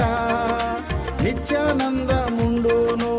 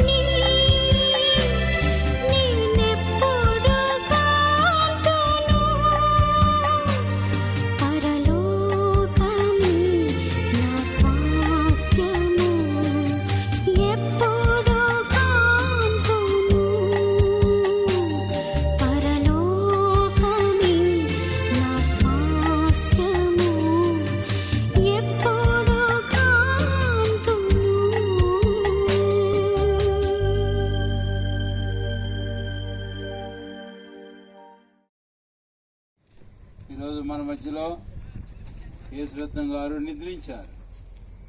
అంటే క్రీస్తులో మృతి నొందిన వారిని దేవుని వాక్యము నిద్రకు పోలుస్తూ ఉంది అని. సరే, ఇప్పుడు ఆయన గురించి మనం తెలియాల్సింది ఏంటి? అది మనం తెలుసుకోవాలి. ఎందుకని మనం తెలుసుకోవాలి అని అంటే ఇక్కడ 2 మాటలు చూస్తాం. ఒకటి, మీరు దుఃఖపడకుండా నిమిత్తం. తర్వాత రెండవది, ఆదరించుకొనుడి. కాబట్టి దుఃఖం లేకుండా, రెండవది ఆదరణ పొందడానికి క్రీస్తులో నిద్రించిన వారిని గురించి మనం తెలుసుకోవడం అనేది అవసరము అని. అందుకనే ఈ మాటలు జ్ఞాపకం చేస్తున్నా. ఇప్పుడు దుఃఖము లేకుండా ఆదరణ కలగాలి అని అంటే మనకు ఏమి ఇవ్వబడింది? 13వ వచనం, నిరీక్షణ అనే మాట. ఈరోజు మన జీవితాల్లో ప్రభువైన దేవుడు ఆ నిరీక్షణ మనకు అనుగ్రహించాడు కాబట్టి మనం దుఃఖపడము, మనం ఆదరణ పొందుతాము అని. కనుక దుఃఖపడకుండా ఉండాలనేది ఒకటి, ఆదరణ కలిగి ఉండాలనేది రెండవది. ఇందుకు కారణం నిరీక్షణ అనేది మూడవదిగా మనం చూస్తాం. ఏమిటి ఆ నిరీక్షణ? వ్యవసాయకుడు భూమిలో ఒక విత్తనం విత్తేటప్పుడు నిరీక్షణతోనే ఇత్తుతాడు. ఏమి నిరీక్షణ అని అంటే, ఒక కాలం వస్తుంది, నేను విత్తనం చనిపోయి అది మరలా మొలకెత్తుతుంది, అది పెద్దదై పూలు పూసి ఫలాలను తీసుకొని వస్తుంది అని వ్యవసాయకుడు నిరీక్షణతో తన పొలంలో విత్తనాన్ని విత్తుతాడు అని. కానీ విత్తనం చచ్చిపోతుంది, కానీ ప్రతిఫలం భూఫలం వస్తుందన్న ఆ నమ్మకం, ఆ నిరీక్షణతో తాను విత్తుతాడు అని. ఈ రోజున మన ప్రియులు యేసురత్నం గారి ఈ భౌతిక కాయాన్ని వ్యవసాయకుడు భూమిలో విత్తినట్లుగా మనం కూడా విత్తుతూ ఉన్నాం. పునరుత్థానం వచ్చిన సందర్భానికి వస్తే దైవజనుడు పౌలు అపొస్తలుడు అలాంటి ఉదాహరణే వాడాడు.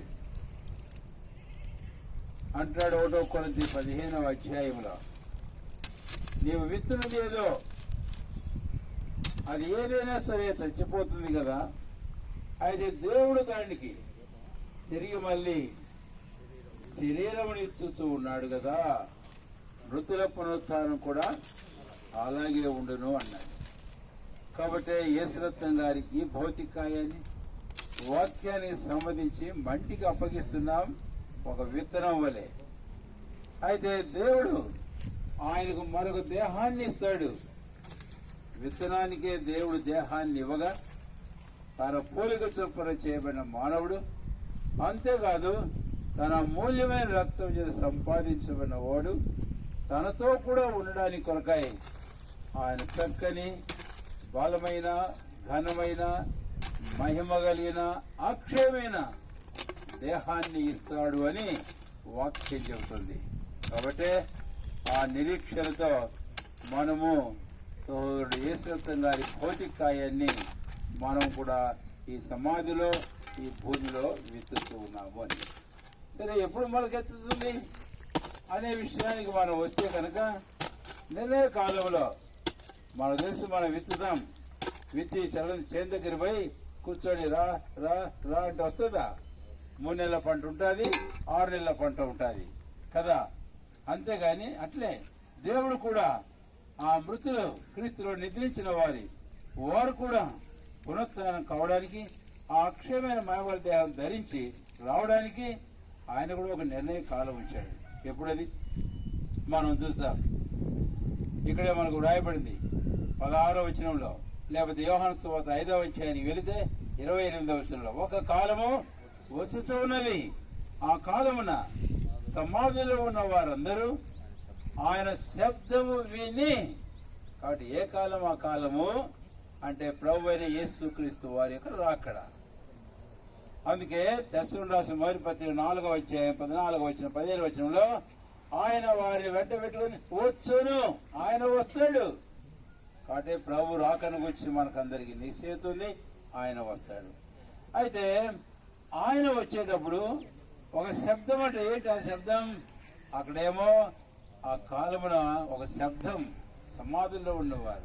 3వ దేశం 4వ అధ్యాయం 16వ వచనంలో ఆర్భాటంతోనూ ప్రధాన దోష శబ్దంతోనూ దేవుని బోరుతోనూ పరలోకం నుండి ప్రభు ఏం శబ్దం ఏంటది? అది బైబిల్లో 5 శబ్దాలు మనం చూస్తాం.